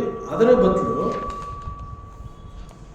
ನಿಜವಾದ ಕರ್ಮ ಮತ್ತು ಕರ್ತವ್ಯವನ್ನು ತಿಳ್ಕೊಂಡ್ರೆ ದಟ್ ಇಟ್ ಸೆಲ್ಫ್ ಈಸ್ ಅಗ್ನಿವಿದ್ಯೆಯ ಆಚರಣೆ. ಭಗವಂತನನ್ನು ತೃಪ್ತಿಪಡಿಸುವಂತಹ ಕರ್ಮದ ಆಚರಣೆಯನ್ನು ಮಾಡಿದ್ರೆ ಸಾಕು, ಅದು ಅಗ್ನಿವಿದ್ಯೆಯ ಕರ್ಮದ ಕ್ರಮವನ್ನು ಅನುಸರಿಸಿದಂತೆ ಆಗತ್ತೆ. ಸೊ ಈ ಒಂದು ಗೊಂದಲ ಉಂಟಾಗುತ್ತೆ ಇಲ್ಲಿ. ಇಡೀ ಉಪನಿಷತ್ನಲ್ಲಿ ಅಗ್ನಿವಿದ್ಯೆಯ ಕರ್ಮದ ಆಚರಣೆಗಳು ವಿವರ ಎಲ್ಲೂ ಇಲ್ಲ. But simply you do the ಅಗ್ನಿವಿದ್ಯಾ, it will take you to the ಸ್ವರ್ಗ ಅಂತ ಹೇಳಿದಾಗ ಒಂದು ಗೊಂದಲ ಆಗಬಾರ್ದು ಅಂತ ಹೇಳಿ ಆಚಾರ್ಯ ಶಂಕರರು ಈ ಸಂದರ್ಭದಲ್ಲಿ ಭಾಷ್ಯವನ್ನು ಬರಿಬೇಕಾದ್ರೆ ಅವ್ರು ಹೇಳ್ತಾರೆ, ತ್ರಿಕರ್ಮಕೃತು, 3 ರೀತಿಯ ಕರ್ಮದ ಆಚರಣೆಗಳನ್ನು ನೀನು ಮಾಡು.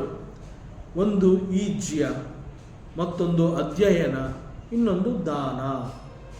ಸೊ ಇಲ್ಲಿ ಇಜ್ಜ ಅಂತ ಏನು ಆಚಾರ್ಯ ಶಂಕರರು ಹೇಳಿದರೆ, ದಟ್ ಈಸ್ ಭಗವಂತನನ್ನು ಪೂಜೆ ಮಾಡುವಂತಹದ್ದು. ಇಲ್ಲಿ ಅಗ್ನಿವಿದ್ಯೆ ಅಂತಂದರೆ ಪರಬ್ರಹ್ಮ ಪರಮಾತ್ಮನನ್ನು ಪೂಜೆ ಮಾಡೋದು ಅಂತ ಯಾಕೆ ಹೇಳಿದ್ದಾರೆ ಅನ್ನೋದು ಈಗ ಅರ್ಥ ಆಗುತ್ತೆ. ಸೊ ಒಂದು ಭಗವಂತನನ್ನು ಪೂಜೆ ಮಾಡುವ ಮೂಲಕ ಇಡೀ ವಿಶ್ವವನ್ನು ನೀನು ಪ್ರೀತಿ ಮಾಡ್ದಂಗೆ ಆಗತ್ತೆ. ಇನ್ನೊಂದು ಅಧ್ಯಯನ, ಶಾಸ್ತ್ರ ಗ್ರಂಥಗಳನ್ನು ದಿನನಿತ್ಯದಲ್ಲಿ ನೀನು ಅಧ್ಯಯನ ಮಾಡ್ತಾ ಜ್ಞಾನವನ್ನು ಹೆಚ್ಚು ಮಾಡಿಕೊಳ್ಳುವಂತಹದ್ದು. ಮತ್ತು ದಾನ, ದಾನ ಅಂತಂದರೆ ಹಂಚುವಂತಹ ಗುಣವನ್ನು ಬೆಳೆಸ್ಕೊಳ್ಳುವಂತಹದ್ದು. ಬಹಳ ಸೂಕ್ತವಾಗಿ ಆಚಾರ್ಯರು ಈ ರೀತಿಯ 3 ಕರ್ಮಗಳನ್ನು ಹೇಳಿದ್ದಾರೆ. ಸೊ ಇಲ್ಲಿ ಉಪನಿಷತ್ನಲ್ಲಿ ಕರ್ಮದ ಆಚರಣೆ ಇಲ್ಲದೆ ಹೋದರೂ ಆಚಾರ್ಯರು ಕೊಟ್ಟಿರುವಂತಹ ಸಲಹೆಗಳನ್ನು ನಾವು ಫಾಲೋ ಮಾಡಿದ್ರೆ ದಟ್ ಇಟ್ ಸೆಲ್ಫ್ ಇಸ್ ಅಗ್ನಿವಿದ್ಯೆಯ ಕರ್ಮದ ಆಚರಣೆಗಳಾಗುತ್ತೆ. ಹೀಗೆ ಹೇಳಿದಾಗ ಕೆಲವರು ವಾದ ಮಾಡ್ತಾರೆ, ನನಗೆ ಅಗ್ನಿವಿದ್ಯೆ ಅಂತಂದರೆ ಐ ಆಮ್ ನಾಟ್ ಇಂಟ್ರೆಸ್ಟೆಡ್, ನನಗೆ ಅಗ್ನಿವಿದ್ಯೆಯ ಬಗ್ಗೆ ಅಷ್ಟಾಗಿ ಆಸಕ್ತಿ ಇಲ್ಲ, ಬಟ್ ನನಗೆ ಬ್ರಹ್ಮವಿದ್ಯೆಯ ಬಗ್ಗೆ ಆಸಕ್ತಿ ಇದೆ, ಆದ್ದರಿಂದ ನನ್ನ ಅಗ್ನಿವಿದ್ಯೆ ನನಗೆ ಬೇಡ, ನಾನು ಬ್ರಹ್ಮವಿದ್ಯೆ ಮಾಡ್ತೀನಿ, ನನಗೆ ಅದರಲ್ಲಿ ಆಸಕ್ತಿ ಇದೆ ಅಂತ ಕೆಲವರು ವಾದ ಮಾಡ್ತಾರೆ. ಬಟ್ ಆ್ಯಕ್ಚುಯಲಾಗಿ ಬ್ರಹ್ಮವಿದ್ಯೆಗೆ ಆಸಕ್ತಿ ಇದೆ, ಅದನ್ನು ಮಾಡ್ತೀನಿ ಅಂತಂದರೆ it is to be done only after ಅಗ್ನಿವಿದ್ಯೆ. ಅಗ್ನಿವಿದ್ಯೆಯ ನಂತರದಲ್ಲಿ ಬ್ರಹ್ಮವಿದ್ಯೆ ಎನ್ನುವಂತಹದ್ದು ನಿನಗೆ ಒಲಿಯತ್ತೆ. ಏಕಾಏಕಿ ಬ್ರಹ್ಮವಿದ್ಯೆಯನ್ನು ನೀನು ಮಾಡೋದಕ್ಕೆ ಸಾಧ್ಯ ಇಲ್ಲ. So first thing is you have to do the ಅಗ್ನಿವಿದ್ಯೆ.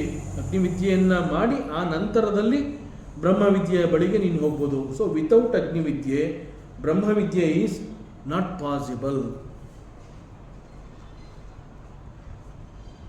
ಇಷ್ಟೆಲ್ಲ ಒಂದೇ ಸಮ ಕನ್ಫ್ಯೂಷನ್ಸ್ ಆಗೋ ಹಾಗೆ ವಿಚಾರಗಳು ಬರ್ತಾ ಇರೋದ್ರಿಂದ ವಾಟ್ ಈಸ್ ಆ್ಯಕ್ಚುಲಿ ಅಗ್ನಿವಿದ್ಯೆ?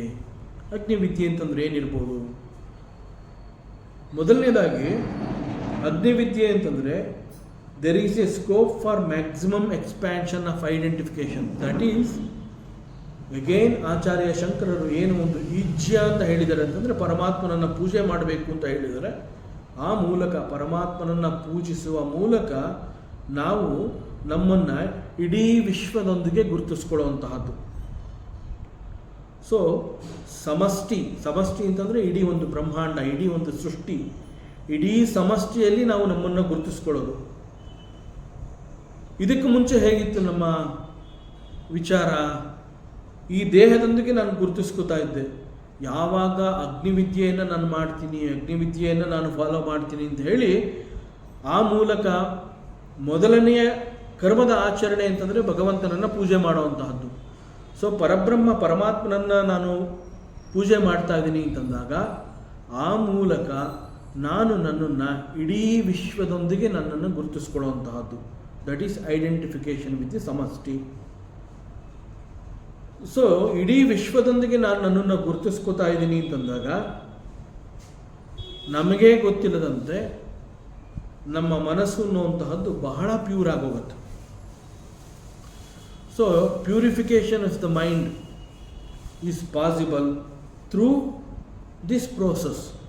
ಯಾಕೆಂತಂದರೆ ಇಡೀ ವಿಶ್ವದೊಂದಿಗೆ ನಾನು ನನ್ನನ್ನು ಗುರುತಿಸ್ಕೊತಾ ಇದ್ದೀನಿ ಅಂತಂದಾಗ ಇಡೀ ವಿಶ್ವದಲ್ಲಿ ಇರುವಂತಹ ಎಲ್ಲವರನ್ನ ನಾನು ನನ್ನವರು ಅಂತ ಅನ್ಬೇಕಾದ್ರೆ ನನ್ನ ಮನಸ್ಸು ಬಹಳ ಪರಿಶುದ್ಧವಾಗಿರಬೇಕು. So it is again this is possible only by doing ಪರಮಾತ್ಮನ ಪೂಜೆ. ಸೊ ಈ ಒಂದು ಪ್ಯೂರ್ ಮೈಂಡ್ ಅಥವಾ ನಿರ್ಮಲವಾದ ಮನಸ್ಸು ನಿರ್ಮಲ ಅಥವಾ ಪರಿಶುದ್ಧತೆ ಅಂತಂದ್ರೇನು? ದಟ್ ಮೀನ್ಸ್ ಮನಸ್ಸಿನಲ್ಲಿ ಉತ್ತಮವಾದಂತಹ ಮೌಲ್ಯಗಳನ್ನೇ ತುಂಬುವಂತಹದ್ದು, ಉತ್ತಮವಾದ ಶಿಕ್ಷಣವನ್ನು ಕೊಡುವಂತಹದ್ದು. Such a mind is called the pure mind. ಮನಸ್ಸಿಗೆ ಶಿಕ್ಷಣವನ್ನು ಕೊಟ್ಟು ಮನಸ್ಸನ್ನು ಹಂತ ಹಂತವಾಗಿ ಬೆಳೆಸುವಂತಹದ್ದು. ಮನಸ್ಸು ಪರಿಶುದ್ಧವಾಗಿದೆ ಅಂತಂದಾಗ ಅದರ ಜೊತೆಯಲ್ಲಿ ನಮ್ಮ ಹೃದಯ ಶ್ರೀಮಂತಿಕೆ ಕೂಡ ದೊಡ್ಡದಾಗ್ತಾ ಬರುತ್ತೆ. ಆಗ ನಾವು ಎಲ್ಲರನ್ನು ಕೂಡ ನಾವು ಅಕಾಮಡೇಟ್ ಮಾಡ್ಬೋದು. ಎಲ್ಲವರನ್ನ ನನ್ನವರು ಅಂತ ನಾನು ಯಾವಾಗ ಅಂದ್ಕೊಳ್ಳೋದಕ್ಕೆ ಸಾಧ್ಯ ಅಂತಂದರೆ it is only the mind becomes very pure and the heart is broaded. ಹೃದಯದ ಶ್ರೀಮಂತಿಕೆ, ಹೃದಯ ಅನ್ನುವಂತಹದ್ದು ಬಹಳ ವಿಶಾಲವಾದಾಗ ಎಲ್ಲರನ್ನ ಕೂಡ ನನ್ನಲ್ಲಿ ಅವ್ರನ್ನೆಲ್ಲರನ್ನೂ ಸೇರಿಸ್ಕೋಬಹುದು. ಸೊ ಇಂತಹ ಒಂದು ಮನಸ್ಸಿಗೆ ಮಾತ್ರ ಈ ಬ್ರಹ್ಮವಿದ್ಯೆ ಸಿಗೋದಕ್ಕೆ ಕಾರಣ. ಸೊ ಬ್ರಹ್ಮವಿದ್ಯೆನಲ್ಲಿ ಆಸಕ್ತಿ ಇದೆ ಅಂತಂದ ಮಾತ್ರಕ್ಕೆ ಅದಕ್ಕೆ ಬೇಕಾಗಿರುವಂತಹ ಕ್ವಾಲಿಫಿಕೇಶನ್ ಥ್ರೂ ಅಗ್ನಿವಿದ್ಯಾ, purification of the mind and ಹೃದಯ ಶ್ರೀಮಂತಿಕೆ, ಅವೆರಡನ್ನೂ ಬೆಳೆಸ್ಕೋಬೇಕು. ಆಗ ನಮ್ಮ we are qualified for the ಬ್ರಹ್ಮವಿದ್ಯೆ.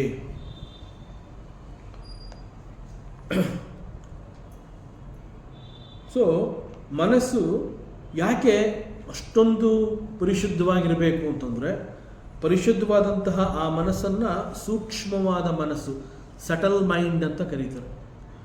ಸೂಕ್ಷ್ಮವಾದ ಮನಸ್ಸಿಗೆ ಮಾತ್ರ ಸೂಕ್ಷ್ಮವಾದ ಈ ಒಂದು ಆತ್ಮಜ್ಞಾನ ಆರ್ ಆತ್ಮವಿದ್ಯೆ ಎನ್ನುವಂತಹ ವಿದ್ಯೆ ಒಲಿಯೋದಕ್ಕೆ ಸಾಧ್ಯ. ಯಾಕೆಂತಂದರೆ ದಿಸ್ ಆತ್ಮವಿದ್ಯೆ ಆರ್ ಆತ್ಮಜ್ಞಾನ ಆರ್ ಅಗ್ನಿವಿದ್ಯೆ ಅಂತ ಏನು ಹೇಳ್ತೀವಿ, ದಟ್ ಈಸ್ ಅಗೇನ್ ಸೂಕ್ಷ್ಮವಾದ ಜ್ಞಾನ. ಸೂಕ್ಷ್ಮವಾದ ಜ್ಞಾನ ಈಸ್ ಪಾಸಿಬಲ್ ಫಾರ್ ದಿ ಸೂಕ್ಷ್ಮವಾದ ಮನಸ್ಸು. ಸೊ ಸುಮ್ಮನೆ ಅಗ್ನಿವಿದ್ಯೆ ನಾನು ಮಾಡ್ತೀನಿ, ನನಗೆ ಸ್ವರ್ಗ ಸಿಗತ್ತೆ ಅಂತಂದರೆ ಇಟ್ ಈಸ್ ನಾಟ್ ಪಾಸಿಬಲ್. ಅದಕ್ಕೆ ಬೇಕಾಗುವಂತಹದ್ದು purification of the mind. Through purification of the mind ಹೃದಯ ಶ್ರೀಮಂತಿಕೆ ಕೂಡ ಆಗತ್ತೆ. ಆ ಮೂಲಕ we are qualified for the ಬ್ರಹ್ಮವಿದ್ಯೆ. ಸೊ ಇಡೀ ವಿಶ್ವವನ್ನು ಮನಸ್ಸು ಆವರಿಸಿ ಎಲ್ಲವನ್ನ ಬಾಚಿ ಅಪ್ಕೋಬೇಕು. ಆ ರೀತಿಯಲ್ಲಿ ನಮ್ಮ ಮನಸ್ಸು ಬೆಳಿಬೇಕು. ನಮ್ಮ ಸ್ವಾಮಿ ಚಿನ್ಮಯಾನಂದ ಸರಸ್ವತಿಯವರು ಒಂದು ಮಾತು ಹೇಳ್ತಾ ಇದ್ರು. ಅವರು ಪರಮಾತ್ಮನಿಗೆ ಹೇಳ್ತಾರೆ, ಹೇ ಭಗವಂತ, ನೀನು ನನ್ನನ್ನು ಹೇಗೆ ಹುಟ್ಟಿಸಿದೀಯಾ, ಹುಟ್ಟಿಸಿದ ಮೇಲೆ ಈಗ ನನ್ನನ್ನು ಹೇಗೆ ಇಟ್ಟಿದೀಯಾ, ಅದನ್ನು ನಾನು ಹಾಗೆ ಒಪ್ಕೊಂಡ್ಬಿಡ್ತೀನಿ. ನಾವು ಒಪ್ಕೊಳ್ಳೋದಿಲ್ಲ ಅಂತಂದರೆ ನೀ ಏನು ಬದಲಾಯಿಸೋದಿಲ್ಲ, ಆದ್ದರಿಂದ ನಾನು ನಿನ್ನ ಜೊತೆ ಜಗಳನೇ ಮಾಡೋದಿಲ್ಲ. ನೀ ಹೇಗೆ ಇಟ್ಟಿದೀಯಾ, ನೀ ಏನು ಕೊಡ್ತೀಯಾ ಅದರಲ್ಲೇ ನಾನು ತೃಪ್ತಿ ಪಡ್ತೀನಿ. ಹೇಗೆ ಅಂತಂದರೆ, ಒಬ್ಬ ಚಿತ್ರಕಾರ ಒಂದು ಕ್ಯಾನ್ವಾಸ್ ಅಂತಂದರೆ ಚಿತ್ರಪಟ, ಒಂದು ವೈಟ್ ಪೇಪರ್, ಅದನ್ನು ಕ್ಯಾನ್ವಾಸ್ ಅಂತ ಹೇಳ್ತಾರೆ. ಆ ಕ್ಯಾನ್ವಾಸ್ ಮೇಲೆ ಒಂದು ಚಿತ್ರವನ್ನು ಬರೀತಾನೆ ಆ ಚಿತ್ರಕಾರ. ಬರೆದ ಮೇಲೆ ಆ ಕ್ಯಾನ್ವಾಸ್ ಏನಾದರೂ ಈ ಚಿತ್ರ ನನಗಿಷ್ಟ ಇಲ್ಲ ಅಂತಂದರೆ ಆ ಚಿತ್ರ ಏನು ಆ ಚಿತ್ರಪಟದಿಂದ ಈಚೆ ಬರೋದಿಲ್ಲ, ಬರೆದಾಗೋಗಿದೆ. It is return already. So ಪರಮಾತ್ಮ, ನಿನ್ನನ್ನು ಹೇಗೆ ಹುಟ್ಟಿಸಿದ್ಯಾ, ಹೇಗೆ ಇಟ್ಟಿದೆಯಾ ಅದನ್ನು ಹಾಗೇ ಸ್ವೀಕರಿಸ್ತೀನಿ. ಸಿ, ನೀ ಏನು ಕೊಡ್ತೀಯೋ ಅದರಲ್ಲಿ ತೃಪ್ತಿ ಪಟ್ಕೋತೀನಿ, ನೀ ಹೇಗೆ ಇಟ್ಟಿರ್ತೀಯೋ ಅದನ್ನು ನಾನು ಒಪ್ಕೋತೀನಿ ಅಂತಂದರೆ ಇದು ಅಷ್ಟು ಸುಲಭವಾದ ಹೇಳಿಕೆಗಳಲ್ಲ. ಇಂತಹ ಒಂದು ನೇರವಾಗಿ ಭಗವಂತ, ನೀ ನನಗೇನು ಕೊಟ್ಟಿದೆಯೋ ಅದರಲ್ಲಿ ನನಗೆ ತೃಪ್ತಿ ಇದೆ, ಐ ಆಮ್ ಹ್ಯಾಪಿ, ನನಗೆ ಇಂಥದ್ದಿಲ್ಲ ಅಂತ ನಾನು ನಿನ್ನ ಮೇಲೆ ಕಂಪ್ಲೇಂಟೇ ಮಾಡೋದಿಲ್ಲ ಅಂತ ಹೇಳಿ ಭಗವಂತನಿಗೆ ನೇರವಾಗಿ ನಾನು ಹೇಳ್ತೀನಿ ಅಂತಂದರೆ, ಪರಿಶುದ್ಧವಾದಂತಹ ಮನಸ್ಸಿದ್ದರೆ ಮಾತ್ರ ಭಗವಂತನೊಂದಿಗೆ ಅಂತಹ ಸಂಭಾಷಣೆಯನ್ನು ಮಾಡೋದಕ್ಕೆ ಸಾಧ್ಯ. ಇಲ್ಲ ಅಂತಂದರೆ ನನಗೆ ಅದು ಕೊಟ್ಟಿಲ್ಲ, ಇದು ಕೊಟ್ಟಿಲ್ಲ, ಇದು ಬೇಕು, ಅದು ಬೇಕು, ನನಗೆ ಮಾತ್ರ ಹೀಗೆ, ಅವನಿಗೆ ಮಾತ್ರ ಹಾಗೆ, 1,000 ಕಂಪ್ಲೇಂಟ್ಸ್ ಹೋಗ್ತಾ ಇರುತ್ತೆ ಪರಮಾತ್ಮನಿಗೆ. ಯಾಕೆ ಅಂತಂದರೆ mind is not pure. Mind pure ಅಂದರೆ ನನ್ನ ಚಿತ್ರ ಬರೆದಾಗೋಗಿದೆ, ನೀನು ಚಿತ್ರಪಟದಿಂದ ನಾನು ಈಚೆ ಬರೋದಕ್ಕಾಗೋದಿಲ್ಲ. ಏನು ಬರೆದಿದೆಯಾ fine, it's a good painting, that's all. So ಅಂತಹ ಬುದ್ಧಿ ನಮ್ದು ಆಗಬೇಕು ಅಂತಂದರೆ ನಮ್ಮದು ಪರಿಶುದ್ಧವಾದಂತಹ ಮನಸ್ಸಾಗಬೇಕು. ಪರಿಶುದ್ಧವಾದ ಮನಸ್ಸಿನಲ್ಲಿ ಎಲ್ಲೂ ಕೂಡ ಕೊರತೆ ಎನ್ನುವಂತಹ ಕಾಣೋದೇ ಇಲ್ಲ. ಯಾವುದೇ ಸಂದರ್ಭವನ್ನು ನಾನು ಎದುರಿಸ್ತೀನಿ ಅಂತ ಹೇಳಿ ನಾನು ಸಿದ್ಧನಾದಾಗ ನನ್ನಲ್ಲಿ ಅಶಕ್ತಿ ಎನ್ನುವಂತಹದ್ದು ಇರೋದಿಲ್ಲ, ನಿರಾಸೆ ಎನ್ನುವಂತಹದ್ದಾಗೋದಿಲ್ಲ. ನಿರಾಸೆ ಯಾವಾಗ ಆಗತ್ತೆ ಅಂತಂದರೆ ಓನ್ಲಿ ಎಕ್ಸ್ಪೆಕ್ಟೇಷನ್, ಇಂತಹದ್ದು ಮಾಡೋದ್ರಿಂದ ಇಂತಹದ್ದು ಸಿಗತ್ತೆ ಅನ್ನೋ ಎಕ್ಸ್ಪೆಕ್ಟೇಷನ್ ಇದ್ದಾಗ ಕೆಲಸವನ್ನು ಮಾಡ್ತೀನಿ. ನಾನು ಎಕ್ಸ್ಪೆಕ್ಟ್ ಮಾಡಿದ್ದು ಸಿಗದೆ ಹೋದಾಗ ನನಗೆ ನಿರಾಸೆ ಆಗತ್ತೆ. ನಾನು ಮಾಡ್ತೀನಿ, ಬರುತ್ತೋ ಬಿಡುತ್ತೋ ನನಗೆ ಬೇಕಿಲ್ಲ. ಸೊ ಈ ರೀತಿ ನಮ್ಮ ಮನಸ್ಸನ್ನ ನಾವು ಇಟ್ಕೋತೀವಿ ಅಂತ ಅನ್ನೋದಾದರೆ ನಮ್ಮ ಮನಸ್ಸು ಬಹಳ ಪರಿಶುದ್ಧವಾಗಿರಬೇಕು ಮತ್ತು ನಮ್ಮ ಹೃದಯದಲ್ಲಿ ಎಲ್ಲವುಗಳಿಗೆ ಜಾಗ ಕೊಡಬೇಕು. ಆಗ ಕಂಪ್ಲೇಂಟ್ಸ್ ಅನ್ನುವಂತಹದ್ದೇ ಇಲ್ಲ. ಹುಟ್ಟಿದ್ದೀವಿ, ಬಂದಿದ್ದೀವಿ, ಒಂದು ದಿವಸ ಇಲ್ಲಿಂದ ಹೋಗ್ತಾ ಇದ್ದೀವಿ. That's all, no complaints.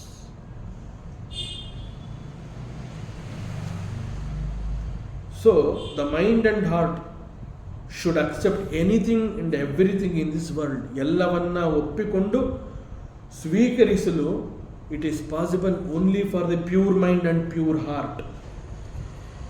So working for the welfare ಅಂತಂದರೆ ಸಮಾಜದಲ್ಲಿ ಎಲ್ಲರ ಏಳಿಗೆಗಾಗಿ ನಾನು ಶ್ರಮಿಸ್ತೀನಿ. ಯಾಕೆಂದರೆ ಅವರೆಲ್ಲ ನಂತರನೇ. ನಾನು ಚೆನ್ನಾಗಿರಬೇಕು ಅಂತಂದರೆ ಅವರು ಕೂಡ ಚೆನ್ನಾಗಿರಬೇಕು. ಅದರಿಂದ ಎಲ್ಲರ ಏಳಿಗೆಗಾಗಿ ನಾನು ದುಡಿತೀನಿ ಅಂತಂದರೆ for that we require pure mind. So ನಾವು ಯಾವುದೇ ಒಂದು ಕರ್ಮವನ್ನು ಮಾಡಿ ಅದನ್ನು ಭಗವಂತನ ಸೇವೆ ಅಂತ ಹೇಳಿ ಅಹಂಕಾರವಿಲ್ಲದೆ ಪರಮಾತ್ಮನಿಗೆ ಅರ್ಪಣೆ ಮಾಡುವಂತಹದ್ದು. ಕರ್ಮ ಯಾವುದೇ ಆಗಿರಲಿ, ನಾವು ಮಾಡುವಂತಹ ಕೆಲಸ ಅದು ಯಾವುದೇ ಆಗಿರಲಿ, ಅದು ಭಗವಂತನ ಸೇವೆ ಮತ್ತು ಆ ಮೂಲಕ ಅದು ಎಲ್ಲರಿಗೂ ಮಂಗಳವನ್ನು ಉಂಟು ಮಾಡುತ್ತೆ ಅಂತ ತಿಳಿದಾಗ ದಿಸ್ ಆಟಿಟ್ಯೂಡ್ ಅಂತಂದರೆ ನಾವು ಯಾವುದೋ ಒಂದು ಕರ್ಮವನ್ನು ಮಾಡುವಾಗ ಇಂತಹ ಕರ್ಮವನ್ನು ಮಾಡುವುದಕ್ಕಾಗಿ ಭಗವಂತ ನನ್ನನ್ನು ಆಯ್ಕೆ ಮಾಡಿದ್ದಾನೆ ಅನ್ನೋ ಮನಸ್ಥಿತಿಗೆ ನಾವು ಬರಬೇಕು. ಈ ಕರ್ಮವನ್ನು ನಾನು ಮಾಡ್ತಾ ಇದ್ದೀನಿ ಅಲ್ಲ, ನನ್ನ ಮೂಲಕ ಇಂತಹ ಕರ್ಮವನ್ನು ಅವನು ಮಾಡಿಸ್ತಾ ಇದ್ದಾನೆ, ಅವನ ಕಣ್ಣಿಗೆ ನಾನು ಬಿದ್ದಿದ್ದೀನಿ, ಅವನ ಕೈಗೆ ನಾನು ಸಿಕ್ಕಿದ್ದೀನಿ, ಇದು ನನ್ನ ಅದೃಷ್ಟ. ಸೊ ನನ್ನನ್ನು ಯೂಸ್ ಮಾಡಿಕೊಂಡು ಈ ಕರ್ಮವನ್ನು ಮಾಡಿಸ್ತಾ ಇದ್ದಾನೆ. I am an instrument in his hand and he is desiring. ಇಲ್ಲಿ ನಂದು ಅಂತ ಏನು ಇಲ್ಲವೇ ಇಲ್ಲ. ಸೊ ಎಕ್ಸ್ಪೆಕ್ಟೇಷನ್ನೇ ಇಲ್ಲ ನನಗೆ. ಕರ್ಮ ಮಾಡಿಸ್ತಾ ಇರೋಂತಹದ್ದು ಭಗವಂತ, ಕರ್ಮಕ್ಕಾಗಿ ಆಯ್ಕೆ ಮಾಡಿಕೊಂಡಿರೋಂತಹದ್ದು ಈ ದೇಹವನ್ನು. ಈ ದೇಹದ ಮೂಲಕ ಭಗವಂತ ಒಂದು ಅವಕಾಶವನ್ನು ಕೊಟ್ಟು ಒಂದು ಕರ್ಮವನ್ನು ಮಾಡಿಸ್ತಾ ಇದ್ದಾನೆ. ಫಲ ಬಿಲಾಂಗ್ಸ್ ಟು ಹಿಮ್, ನಂದಲ್ಲ. So this attitude is called the ಯಜ್ಞ ಭಾವ. ಸಾಮಾನ್ಯವಾಗಿ ನಾವು ಯಜ್ಞ ಹೋಮ ಅಂತಂದರೆ ಒಂದು ಹೋಮದ ಕುಂಡದ ಮುಂದೆ ಕೂತ್ಕೊಂಡು ಅನೇಕಗಳನ್ನು ಅರ್ಪಿಸಿ ಆಯಾ ದೇವತೆಗಳಿಗೆ ಹವಿಸ್ಸನ್ನು ಅರ್ಪಿಸುವಂತಹದ್ದು ಒಂದು ಹೋಮ ಅಥವಾ ಹವನ, ಯಜ್ಞ ಅಂತ ಕರಿತೀವಿ. That is one way, okay. But ಅಲ್ಲಿ ಎಲ್ಲವನ್ನ ಇದನ್ನು ನಮ್ಮಮ್ಮ, ಇದು ನಂದಲ್ಲ ಅಂತ ಹೇಳಿ ಎಲ್ಲವನ್ನ ನಾನು ಅರ್ಪಿಸ್ತಾ ಇದ್ದೀನಿ ಅಂತ ಹೇಳಿ ಹೇಗೆ ಮಾಡ್ತೀವಿ, ಆ ರೀತಿಯಲ್ಲಿ ಯಾವುದೋ ಒಂದು ಕರ್ಮವಕ್ಕಾಗಿ ನನ್ನನ್ನು ಭಗವಂತ ನಿಯೋಜಿಸಿದಾನೆ, ಫಲದ ಅಪೇಕ್ಷೆ ನನಗಿಲ್ಲ ಅಂತ ಹೇಳಿದಾಗ that attitude is called the ಯಜ್ಞ ಭಾವ. ಸೊ ಮುಖ್ಯವಾಗಿ ಯಜ್ಞ ಅಂತಂದರೆ ಮತ್ತೊಬ್ಬರಿಗಾಗಿ ತ್ಯಾಗವನ್ನು ಮಾಡುವಂತಹದ್ದು. ಸೊ ಇದೇ ಯಜ್ಞ ಭಾವವನ್ನು ಪರಮಾತ್ಮ ಗೀತೆಯಲ್ಲಿ ಕರ್ಮಯೋಗ ಅಂತ ಕರೆದಿದ್ದಾನೆ. ಸೊ ಪರಮಾತ್ಮ ಹೇಳ್ತಾನೆ, ತಸ್ಮಾತ್ ಸರ್ವಗತಂ ಬ್ರಹ್ಮ ನಿತ್ಯಂ ಯಜ್ಞೇ ಪ್ರತಿಷ್ಠಿತಂ.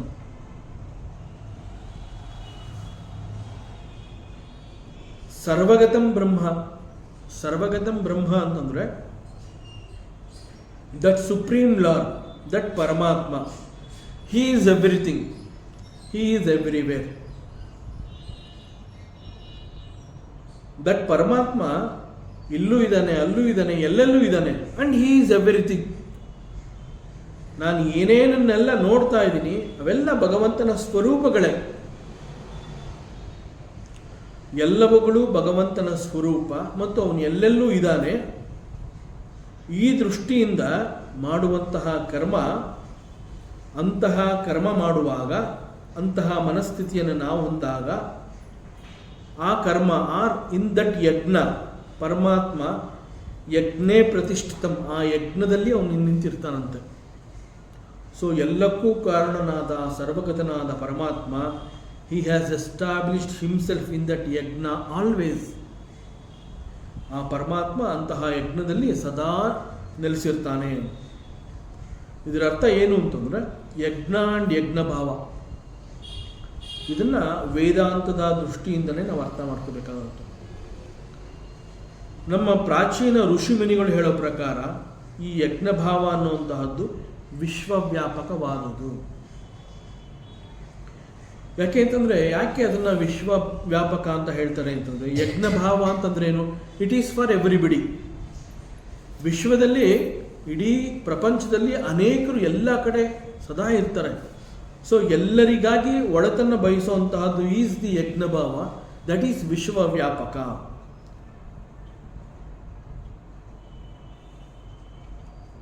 ಯಜ್ಞಭಾವ ಅಂತ ಯಾಕೆ ಹೇಳ್ತಾರೆ ಅಂತಂದ್ರೆ,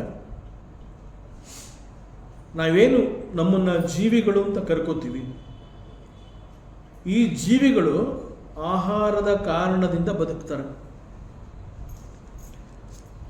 ಈ ಆಹಾರ ಅನ್ನುವಂತಹದ್ದು ಹೇಗೆ ಉತ್ಪನ್ನವಾಗುತ್ತೆ? It is because of the rain, ಮಳೆಯ ಕಾರಣದಿಂದ. ಮಳೆ ಬೀಳುವ ಮೂಲಕ ಪ್ರಪಂಚದಲ್ಲಿ ಆಹಾರವನ್ನು ಬೆಳೀತಾರೆ. ಒಂದು ವೇಳೆ ಮಳೆ ಎನ್ನುವಂತಹದ್ದೇ ಇಲ್ಲ ಅಂತಂದರೆ ಬೆಳೆ ಸಸ್ಯಗಳು ಯಾವುದೂ ಇಲ್ಲ. ಬೆಳೆ ಮತ್ತು ಸಸ್ಯಗಳು ಇಲ್ಲ ಅಂತಂದರೆ ಪಶು ಸಂಪತ್ತು ಅನ್ನುವಂತಹದ್ದು ಇಲ್ಲ, ಜೀವಿಗಳು ಅನ್ನುವಂತಹದ್ದು ಇಲ್ಲ, ಯಾರೂ ಇರೋದಿಲ್ಲ. ಸೊ ದಿಸ್ ಮಳೆ ಈಸ್ ವೆರಿ ವೆರಿ ಇಂಪಾರ್ಟೆಂಟ್. ಮಳೆಗೆ ಹೆಂಗೆ ಬರುತ್ತೆ? ಜೀವಿಗಳು ಹುಟ್ಟುವಂತಹದ್ದು ಆಹಾರದಿಂದ, ಆಹಾರ ಉತ್ಪನ್ನವಾಗುವುದು ಮಳೆಯಿಂದ. ಮಳೆ ಎನ್ನುವಂತಹದ್ದು ಹೇಗೆ ಉತ್ಪನ್ನವಾಗುತ್ತೆ? ಮಳೆ ಹೇಗೆ ಉಂಟಾಗತ್ತೆ? ಅದಕ್ಕೆ ನಮ್ಮ ಪ್ರಾಚೀನ ಋಷಿ ಮುನಿಗಳು ಕಂಡುಕೊಂಡಂತಹ ಒಂದು ಸತ್ಯದ ಕರ್ಮದ ಆಚರಣೆ ಅದು. ಅದೇನು ಅಂತಂದರೆ, ಮಳೆಗೆ ಕಾರಣ ಇಟ್ ಈಸ್ ಯಜ್ಞ. ಎಗೈನ್ ಯಜ್ಞ ಅನ್ನುವಂತಹದ್ದು ಒಂದು ಕರ್ಮದ ಆಚರಣೆಯ ಭಾಗ. ನಮ್ಮ ಋಷಿ ಮುನಿಗಳು ತಿಳಿಸಿರುವ ಪ್ರಕಾರ ಈ ವಿಚಾರವನ್ನು ಅರ್ಥ ಮಾಡ್ಕೋಬೇಕು ಅಂತಂದರೆ, ಪರಿಶುದ್ಧವಾದ ಮನಸ್ಸಿನಿಂದ ಮಾತ್ರ ಇದನ್ನ ಅರ್ಥ ಮಾಡ್ಕೋಬೇಕು. ಪಕ್ವವಾದ ಮನಸ್ಸಿಗೆ ಮಾತ್ರ ಈ ಒಂದು ಸೂಕ್ಷ್ಮ ಗೊತ್ತಾಗುತ್ತೆ. ಸೊ ಗೀತೆಯಲ್ಲಿ ಕೂಡ ಕರ್ಮಯೋಗದಲ್ಲಿ ಈ ಒಂದು ಶ್ಲೋಕ ಅನೇಕರಿಗೆ ಬಹಳ ವಿಚಿತ್ರ ಅಂತ ಅನ್ಸುತ್ತೆ. ಯಾಕೆ ಅಂತಂದರೆ ಎಲ್ಲರೂ ಒಪ್ಕೋತಾರೆ, ಇಡೀ ಜೀವಿಗಳು ಬದುಕಿರುವಂತಹದ್ದು ಆಹಾರದಿಂದ, ನೋ ಡೌಟ್ ಅಬೌಟ್ ಇಟ್. ಮಳೆ ಬರೋದ್ರಿಂದ ಆಹಾರ ಉತ್ಪನ್ನವಾಗುತ್ತೆ, that is also okay, no doubt. ಆದರೆ ಯಜ್ಞಗಳ ಪರಿಣಾಮದಿಂದ ಮಳೆ ಬರುತ್ತೆ ಅಂತಂದರೆ ಸ್ವಲ್ಪ ಗೊಂದಲ ಆಗುತ್ತೆ. ಹೇಗೆ? ನಾವು ಬದುಕಬೇಕು ಅಂತಂದರೆ ಆಹಾರ ಬೇಕು, ಆಹಾರ ಬೇಕು ಅಂತಂದರೆ ಮಳೆ ಬರಬೇಕು, it is all okay. But ಯಜ್ಞ ಮಾಡೋದ್ರಿಂದ ಮಳೆ ಹೇಗೆ ಬರುತ್ತೆ ಎನ್ನುವಂತಹ ಒಂದು ಕ್ವಶನ್ನು ಅನೇಕರಿಗೆ ಈ ಒಂದು ಕ್ವಶನ್ ಇರುತ್ತೆ. ಆದರೆ ಈ ವಿಚಾರವನ್ನು ಸಾಕ್ಷಾತ್ ಶ್ರೀಕೃಷ್ಣ ಗೀತೆಯಲ್ಲಿ ಹೇಳ್ತಾನೆ. ಮಳೆಯಿಂದ ಬೆಳೆ, ಬೆಳೆಯಿಂದ ಬದುಕು, ಇದು ಸತ್ಯ. ಆದರೆ ಬೇರೆಲ್ಲ ಕರ್ಮಗಳನ್ನು ಮಾಡುವ ಬದಲು ಮನುಷ್ಯ ಮಳೆಗಾಗಿ ಬೆಳೆಗಾಗಿ ಸದಾಕಾಲ ಯಾಗ ಯಜ್ಞಗಳನ್ನು ಮಾಡ್ಕೊಂಡಿರಬೇಕಾ ಅನ್ನುವಂತಹ ಒಂದು ಪ್ರಶ್ನೆ ಬರುತ್ತೆ. ಬಟ್ ಪರಮಾತ್ಮ ಈ ರೀತಿ ಹೇಳಿಲ್ಲ, ಯಾಗ ಯಜ್ಞಗಳನ್ನು ನೀನು ಮಾಡಿಕೊಂಡಿರು ಅಂತ ಹೇಳಿಲ್ಲ. ಇಲ್ಲಿ ಯಾಗ ಮತ್ತು ಯಜ್ಞ ಅಂತಂದರೆ ಇಟ್ ಈಸ್ ಯಜ್ಞಭಾವ ಅಂತಂದರೆ ತ್ಯಾಗ ಬುದ್ಧಿ, ಇಟ್ ಈಸ್ ಎ ಬಲಿದಾನ. ಮತ್ತೊಬ್ಬರ ಶ್ರೇಯಸ್ಸನ್ನು ಬಯಸುವಂತಹ ಮನಸ್ಥಿತಿಯನ್ನು ಹೊಂದಿರುವಂತಹದ್ದು. ಸೊ ಅಲ್ಲಿ ಸ್ವಾರ್ಥ ಅನ್ನುವಂತಹದ್ದಿಲ್ಲ. ತನ್ನ ಸ್ವಾರ್ಥವನ್ನು ಬದಿಗೊತ್ತಿ ಬೇರೆಯವರ ಹಿತಕ್ಕಾಗಿ ಮಾಡುವಂತಹ ಕರ್ಮ ಅದು ಯಾವುದೇ ಆಗಿದ್ರೂ ಕೂಡ that is nothing but the ಯಾಗ ಅಂಡ್ ಯಜ್ಞ. ನಾನು ಮಾಡ್ತಾ ಇರುವಂತಹ ಈ ಒಂದು ಕೆಲಸದಲ್ಲಿ ನನಗೆ ಏನೂ ಅಪೇಕ್ಷೆ ಇಲ್ಲ, ಇದು ಮಾಡೋದ್ರಿಂದ ಅನೇಕರಿಗೆ ಅನುಕೂಲ ಆಗತ್ತೆ ಎನ್ನುವಂತಹದ್ದಾದರೆ ನಾನು ಮಾಡುವಂತಹ ಕರ್ಮ ಅದು ಯಾವುದೇ ಆಗಿರಲಿ ದಟ್ ಈಸ್ ಯಜ್ಞ ಅಂಡ್ ದಟ್ ಈಸ್ ಯಜ್ಞ ಭಾವ. ಸೊ ಅದರಿಂದ ಒಂದು ಹೋಮ ಹವನ ಅಂತ ಹೇಳಿ ಅದು ಮಾತ್ರ ಯಜ್ಞ ಅಲ್ಲ. ನಾನು ಮಾಡುವಂತಹ ಕೆಲಸದಲ್ಲಿ ನನಗೆ ಏನು ಫಲ ಇಲ್ಲ, ನನಗೇನು ಬೇಡ, ಆದರೆ ಇದು ಅನೇಕರಿಗೆ ಅನುಕೂಲ ಆಗತ್ತೆ ಅಂತಂದರೆ ದಟ್ ಈಸ್ ದಿ ಬಿಗ್ಗೆಸ್ಟ್ ಯಜ್ಞ. ಅದಕ್ಕಿಂತ ದೊಡ್ಡ ಯಜ್ಞ ಬೇರೊಂದಿಲ್ಲ.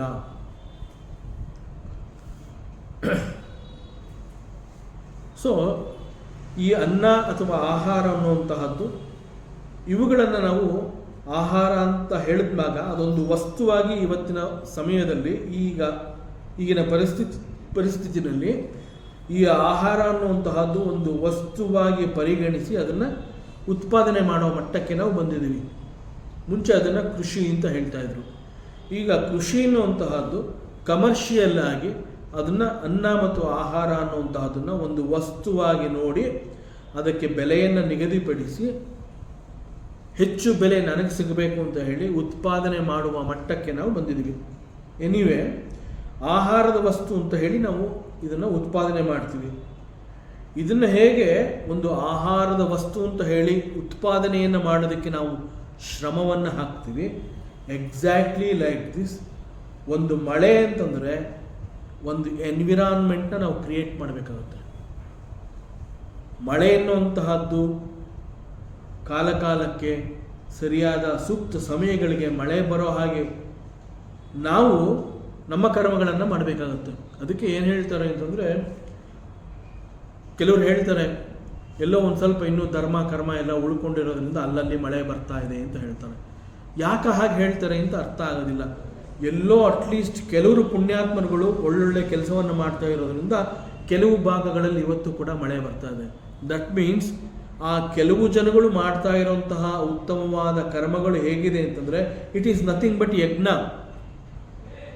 ಅವರೆಲ್ಲರೂ ಕೂಡ ಅವರೆಲ್ಲರ ಸ್ವಾರ್ಥವನ್ನು ಬಿಟ್ಟು ದೇಶದ ಜನತೆಗಾಗಿ ಎಲ್ರಿಗೂ ಒಳ್ಳೆಯದಾಗಲಿ, ಆಹಾರ ಎಲ್ರಿಗೂ ಸಿಗಲಿ, ಎಲ್ಲ ಕಡೆ ಹಸಿರು ಬೆಳೆ ಇದೆಲ್ಲ ಫಲಸ ಚೆನ್ನಾಗಿ ಬರಲಿ ಅಂತ ಪ್ರಾರ್ಥನೆ ಮಾಡಿ ತಮ್ಮ ಕಷ್ಟ ಸುಖ ಅವನ್ನೆಲ್ಲ ಮರೆತು ಬೇರೆಯವ್ರಿಗೋಸ್ಕರ ದುಡಿತಾರೆ. ಅಂತಹವ್ರು ಇರೋದ್ರಿಂದ ಅದಕ್ಕೆ ಹೇಳ್ತಾರೆ, ಎಲ್ಲೋ ಕೆಲವು ಪುಣ್ಯಾತ್ಮರು ಇವತ್ತಿಗೂ ಅಲ್ಲಿ ಇಲ್ಲಿ ಇದ್ದು ಒಳ್ಳೆ ಕೆಲಸ ಮಾಡ್ತಾ ಇದ್ದಾರೆ, ಅದಕ್ಕೆ ಸ್ವಲ್ಪ ಮಳೆ ಬೆಳೆ ಎಲ್ಲ ಬರ್ತಾ ಇದೆಯಪ್ಪ ಅಂತ ಹೇಳ್ತಾರೆ. ದಟ್ ಮೀನ್ಸ್ ಮಾಡುವಂತಹ ಕರ್ಮದಲ್ಲಿ ಸ್ವಾರ್ಥದ ಬಯಕೆ ಎನ್ನುವಂತಹದ್ದು ಇಲ್ಲದೆ ಇದ್ದಾಗ, ಅದು ಸರ್ವರ ಏಳಿಗೆಗಾಗಿ ಅಂತ ಹೇಳಿದಾಗ, ದಟ್ ಈಸ್ ಎ ಯಜ್ಞ. ದಟ್ ಯಜ್ಞ ವಿಲ್ ಮೇಕ್ ದಿ ಎನ್ವಿರಾನ್ಮೆಂಟ್, ಒಂದು ವಾತಾವರಣ. ಯಾವ ವಾತಾವರಣ ಸೃಷ್ಟಿ ಮಾಡುತ್ತೆ? ಮಳೆ ಬರುವಂತೆ ಒಂದು ವಾತಾವರಣವನ್ನು ಸೃಷ್ಟಿ ಮಾಡಿ ಮಳೆ ಬರೆಸುತ್ತೆ. ಮಳೆಯಿಂದ ಬೆಳೆ, ಬೆಳೆಯಿಂದ ಆಹಾರ, ಆಹಾರದಿಂದ ಮನುಷ್ಯ.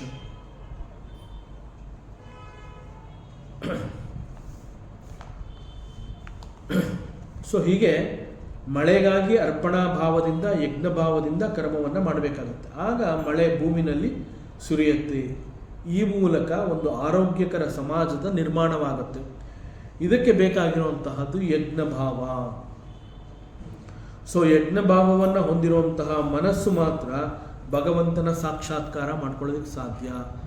ಭಗವಂತನನ್ನು ಸಾಕ್ಷಾತ್ಕಾರ ಮಾಡಿಕೊಳ್ಳುವಂತಹ ಮನಸ್ಸಿಗೆ ಮಾತ್ರ ಅಗ್ನಿವಿದ್ಯೆಯನ್ನು ಮಾಡೋದಕ್ಕೆ ಸಾಧ್ಯ. ದಿಸ್ ಈಸ್ ಅಗ್ನಿವಿದ್ಯೆ. ಸೊ ಅಗ್ನಿವಿದ್ಯೆ ಅಂತಂದರೆ ಒಬ್ಬ ಸಾಧಕನ ಮನಸ್ಸು ಪರಿಶುದ್ಧವಾಗಿರಬೇಕು. ಅಂತರಂಗ ಬಹಿರಂಗ ಎಲ್ಲದರಲ್ಲೂ ಕೂಡ ಅರ್ಪಣಾ ಭಾವವನ್ನು ಹೊಂದಿರಬೇಕು. ದ ಹೋಲ್ ಐಡಿಯಾ ಆಫ್ ಬ್ರಹ್ಮವಿದ್ಯಾ ಆರ್ ಅಗ್ನಿವಿದ್ಯಾ ಅಂತಂದಾಗ, one should drop his mind. ಆ ಮನುಷ್ಯ ತನ್ನ ಮನಸ್ಸನ್ನು ಎಷ್ಟು ಪ್ಯೂರ್ ಮಾಡ್ಕೋತಾ ಹೋಗಬೇಕು ಅಂತಂದರೆ, ಒಂದು ಸಮಯದಲ್ಲಿ he should drop his mind. ತನ್ನ ಮನಸ್ಸನ್ನ ಅವ್ನು ಬಿಟ್ಕೊಟ್ಬಿಡ್ಬೇಕಾಗತ್ತೆ. ಎಲ್ಲಿವರೆಗೆ ನಾವು ಮನಸ್ಸನ್ನು ಪ್ಯೂರ್ ಮಾಡ್ಕೋತಾ ಇದ್ದೀವಿ, ಯಜ್ಞ ಭಾವದಲ್ಲಿ ಇದ್ದೀವಿ ಅಂತ ನಾವು ಹೇಳ್ಕೊತಾ ಇದ್ರೂ ಕೂಡ we are attach to the mind. But ಶಾಸ್ತ್ರ ಏನು ಹೇಳುತ್ತೆ? You are not the mind ಅಂತ ಹೇಳುತ್ತೆ. ಬಟ್ ಈವನ್ ಯಜ್ಞಭಾವ, ಎಲ್ಲರ ಏಳಿಗೆಗಾಗಿ ನಾನು ಕೆಲಸವನ್ನು ಮಾಡ್ತಾ ಇದ್ದೀನಿ ಅಂತ ಹೇಳಿದ್ರು ಕೂಡ ಮೈಂಡ್ ಪ್ಯೂರಿಫಿಕೇಷನ್ ಆಗ್ತಾ ಇದೆ, ಮನಸ್ಸು ಪರಿಶುದ್ಧವಾಗ್ತಾ ಇದೆ, ಅಲ್ಲಿ ಪಕ್ವತೆ ಮೂಡ್ತಾ ಇದೆ. ಆ ಸಂದರ್ಭದಲ್ಲೂ ಕೂಡ we R with the mind. ಸಂಪೂರ್ಣವಾಗಿ ಮನಸ್ಸು ಪರಿಪಕ್ವತೆಯನ್ನು ಹೊಂದಾಗ ಇಟ್ ಡ್ರಾಪ್ಸ್. ಆ ಮನಸ್ಸು ಅನ್ನುವಂತಹದ್ದು ನಮ್ಮಿಂದ ಜಾರತ್ತೆ. ಸೊ ಆಗ ಅಂತಹ ಜಾರಿದ ಮನಸ್ಸಿಗೆ ಅಹಂಕಾರ ಅನ್ನುವಂತಹದ್ದು ಇರೋದಿಲ್ಲ. Only the purified mind is qualified to drop the mind. ಆ ಮನಸ್ಸನ್ನ